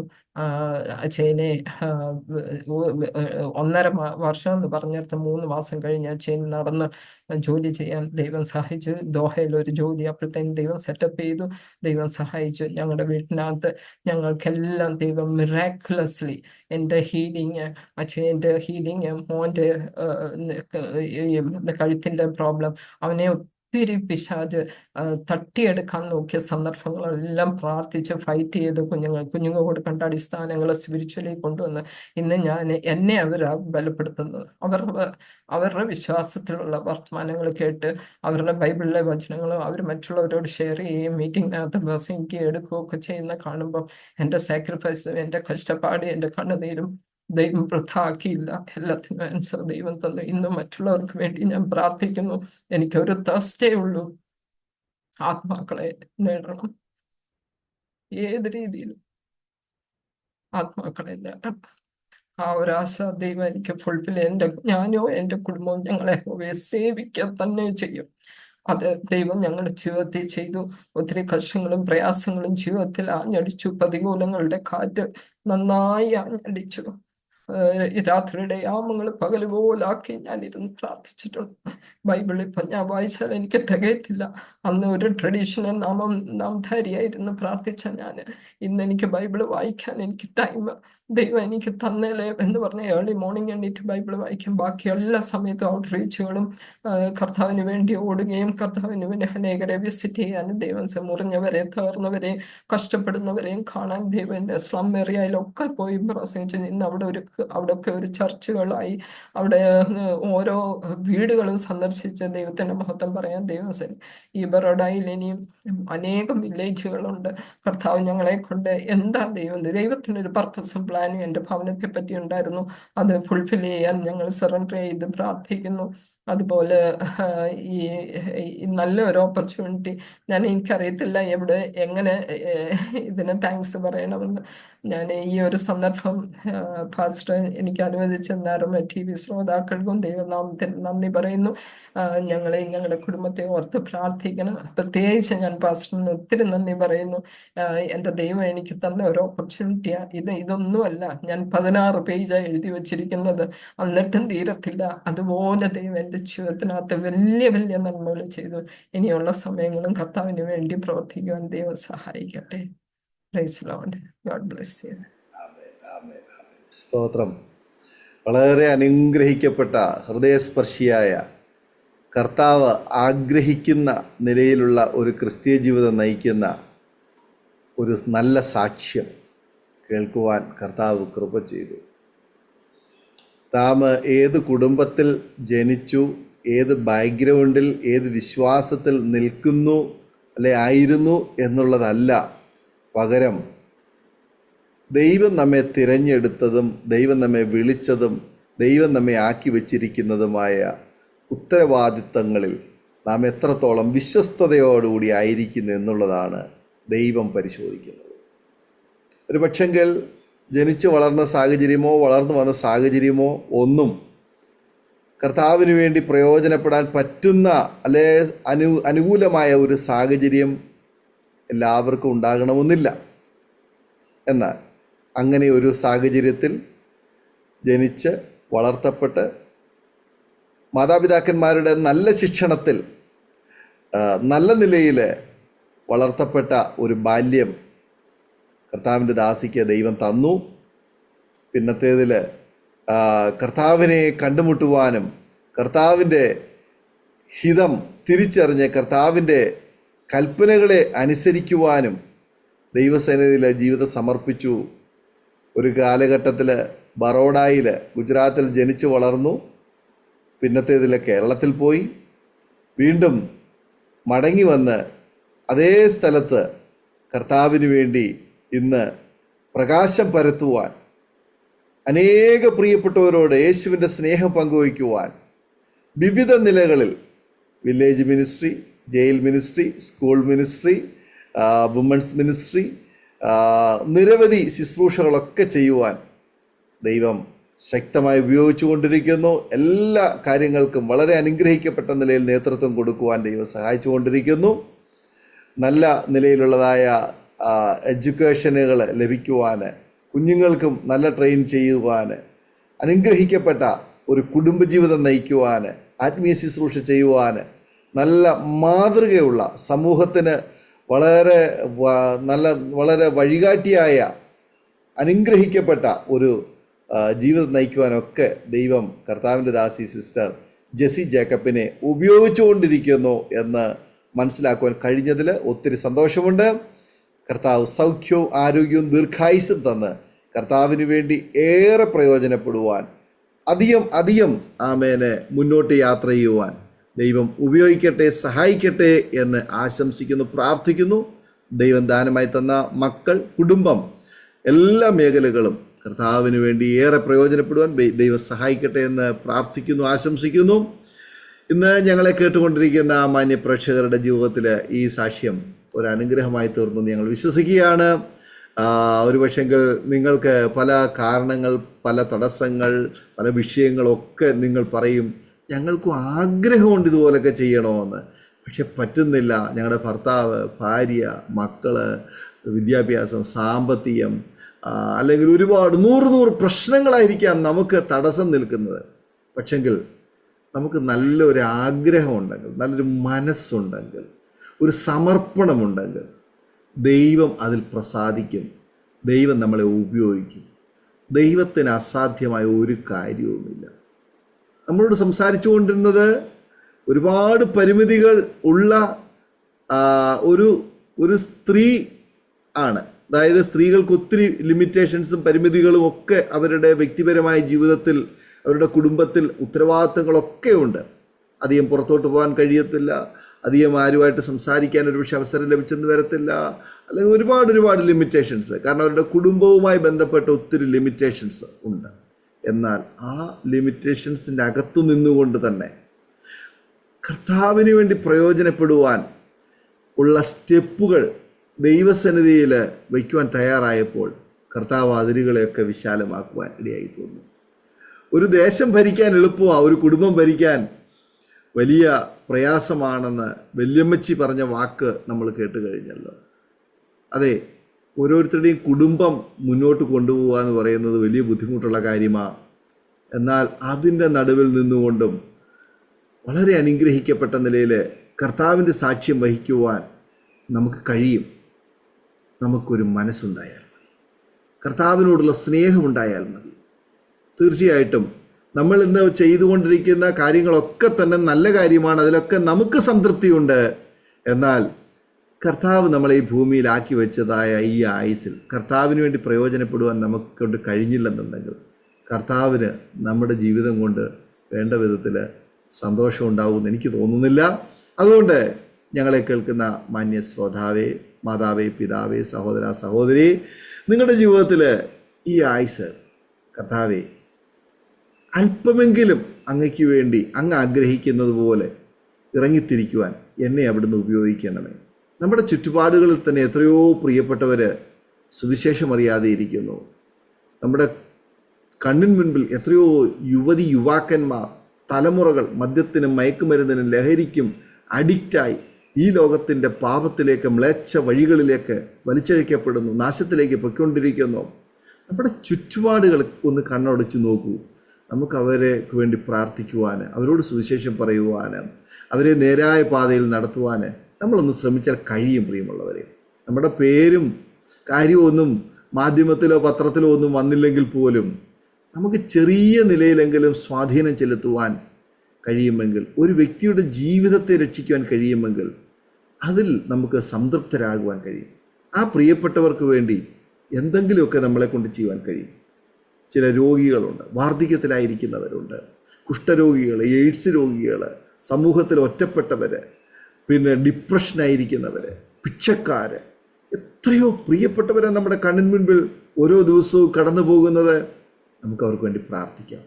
അവരുടെ അടുക്കിലേക്കൊന്ന് ചെല്ലാം, അവരുടെ വിഷയങ്ങളൊന്ന് കേൾക്കാം, അവർക്ക് വേണ്ടി പ്രാർത്ഥിക്കാം, യേശുവിനെക്കുറിച്ച് പറയാം, അവരെ ഒന്ന് കൈ പിടിച്ച് ഒന്ന് എഴുന്നേൽപ്പിക്കാം. നമുക്ക് സുവിശേഷം പറയാൻ വേണ്ടിയിട്ട് സ്റ്റേജുകളൊന്നും വേണ്ട കേട്ടോ.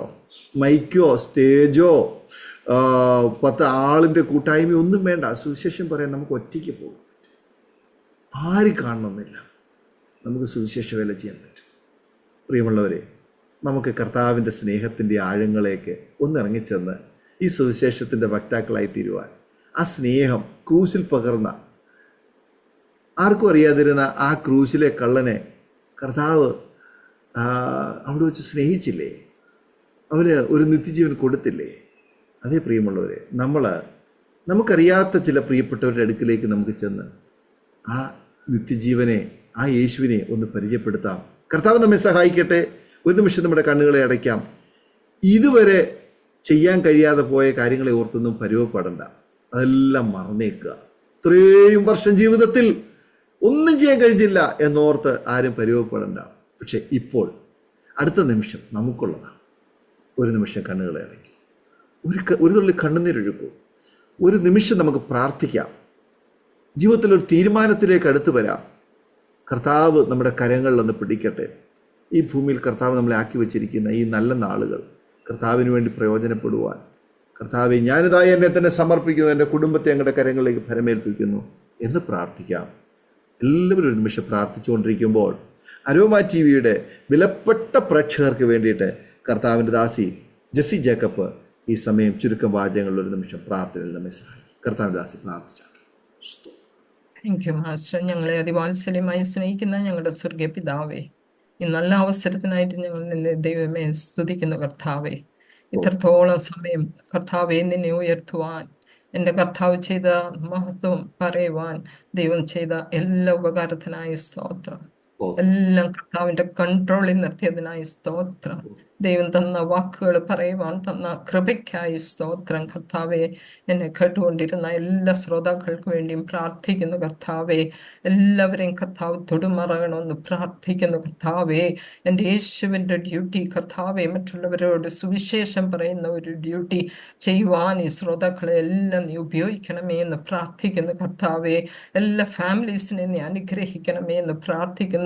കർത്താവിൻ്റെ ചിറകിൻ്റെ മറവിൽ എല്ലാവരെയും മറയ്ക്കണമേ. കർത്താവെ, കൊടുത്തിരിക്കുന്ന ആയുസ് കർത്താവിന് വേണ്ടി ഓടുവാൻ ദൈവമേ നീ ഓരോരുത്തരെയും തിരഞ്ഞെടുക്കണമെന്ന് പ്രാർത്ഥിക്കുന്നു. കർത്താവെ, കർത്താവിൻ്റെ നാമത്തിൽ ഒരു സ്റ്റെപ്പ് വെച്ച് മുന്നോട്ട് പോകുവാൻ കർത്താവ് ഓരോരുത്തരെയും സഹായിക്കണമേ. അവരുടെ കുഞ്ഞുങ്ങളെ സഹായിക്കണമേ, ഫാമിലീസിനെ സഹായിക്കണമേ. ഇനി ആരൊക്കെ കർത്താവിനെ അറിയാനുണ്ട്, റിസ്തേത കർത്താവെ, ബന്ധുമിത്രാദികൾ, അവരെ ഒക്കെ നീ തൊടുമറകണമെന്ന് പ്രാർത്ഥിക്കുന്നു. പ്രത്യേകിച്ച് ഈ അരോമ ടി വിയുടെ ഈ പ്രവർത്തനം കർത്താവിന് വേണ്ടി സമർപ്പിച്ച് പ്രാർത്ഥിക്കുന്നു. എത്രയോ നല്ല ടെസ്റ്റിമണികൾ വെളിയിൽ വരുന്ന കർത്താവെ, അതൊക്കെ കേട്ട് മനുഷ്യർക്ക് കർത്താവെ അതൊക്കെ ട്രാൻസ്ഫോർമേഷൻ ആകുവാൻ കർത്താവ് സഹായിക്കണമെന്ന് പ്രാർത്ഥിക്കുന്നു. കർത്താവെ, എല്ലാ കർത്താവെ അരോമ ടി വിയുടെ പ്രവർത്തനങ്ങളെയും ദൈവം അനുഗ്രഹിക്കണമെന്ന് പ്രാർത്ഥിക്കുന്നു. പ്രത്യേകിച്ച് പാസ്റ്ററിന് വേണ്ടി പ്രാർത്ഥിക്കുന്നു. ഇതിന് നല്ലൊരു ഇനിഷ്യേറ്റീവ് ചെയ്ത് അനേകരെ എൻകറേജ് ചെയ്യുന്നതിന് കർത്താവെ സഹായിക്കുന്നതിനായി ഞാൻ സ്തുതിക്കുന്നു. കർത്താവിൻ ദാസിനെ ബലപ്പെടുത്തണം. എല്ലാ വേലയിലും കർത്താവിൻ്റെ വേലയിൽ കർത്താവെ അതിലൊക്കെ ഫ്രൂട്ട്ഫുൾ ആകുവാൻ കർത്താവ് സഹായിക്കും. സഹായിക്കണമേ. കുഞ്ഞുങ്ങളെ അനുഗ്രഹിക്കണമേ. എല്ലാ കർത്താവ് സിസ്റ്ററിനെ അനുഗ്രഹിക്കണമേ, ഫാമിലിയെ അനുഗ്രഹിക്കണമേ എന്ന് പ്രത്യേകിച്ച് വീണ്ടും ഈ ആരോമ ടിവിയുടെ എല്ലാ ശ്രോതാക്കൾക്കും കർത്താവെ ഞങ്ങൾ ഓർത്ത് പ്രാർത്ഥിക്കുന്നു. എല്ലാവരെയും അനുഗ്രഹിക്കണമേ. ഇനി വരും ദിവസങ്ങളിൽ വലിയ വലിയ സാക്ഷ്യങ്ങൾ കർത്താവെ ഈ പ്രോഗ്രാമിൽ കൂടെ കാണുവാനും കേൾക്കുവാനും കർത്താവ് സഹായിക്കണമേ എന്ന് പ്രാർത്ഥിക്കുന്നു. അതിനെ സമർപ്പിച്ച് പ്രാർത്ഥിക്കുന്നു. സഹായിച്ചനായി സ്തോത്രം, യേശുവിൻ്റെ നാമത്തിൽ തന്നെ. ആമേൻ, ആമേൻ, ആമേൻ, ആമേൻ, ആമേൻ. വളരെ നന്ദി കർത്താവിൻ്റെ ദാസി. അനുഗ്രഹിക്കപ്പെട്ട ജീവിതാനുഭവവും സാക്ഷ്യവും ദൈവം നടത്തിയ അത്ഭുതകരമായ വഴികളെയും കുറിച്ച് അരോമ ടിവിയുടെ പ്രേക്ഷകരോടൊപ്പം പങ്കുവയ്ക്കുവാൻ സമയം വേർതിരിച്ചതിന് കർത്താവിൻ്റെ ദാസിയോടും കുടുംബത്തോടുള്ളതായ നന്ദി സ്നേഹം അറിയിക്കുന്നു. ദൈവമായ കർത്താവ് ധാരാളമായി അനുഗ്രഹിക്കട്ടെ. ശക്തമായി ദൈവരാജ്യത്തിൻ്റെ വ്യാപ്തിക്ക് വേണ്ടി പിന്നെയും കർത്താവ് ഉപയോഗിക്കട്ടെ എന്ന് ആശംസിക്കുന്നു, പ്രാർത്ഥിക്കുന്നു. അതുപോലെ തന്നെ ഞങ്ങളെ കേട്ടുകൊണ്ടിരുന്ന മാന്യ പ്രേക്ഷകരോടുള്ളതായ നന്ദി സ്നേഹവും ഞങ്ങൾ അറിയിക്കുന്നു. നിങ്ങൾക്ക് ഈ സാക്ഷ്യം അനുഗ്രഹമായി തീർന്നു എന്ന് ഞങ്ങൾ വിശ്വസിക്കുകയാണ്. തീർച്ചയായിട്ടും നിങ്ങളുടെ വിലപ്പെട്ട അഭിപ്രായ നിർദ്ദേശങ്ങളും കമൻറ്റ് ബോക്സിൽ രേഖപ്പെടുത്തുക.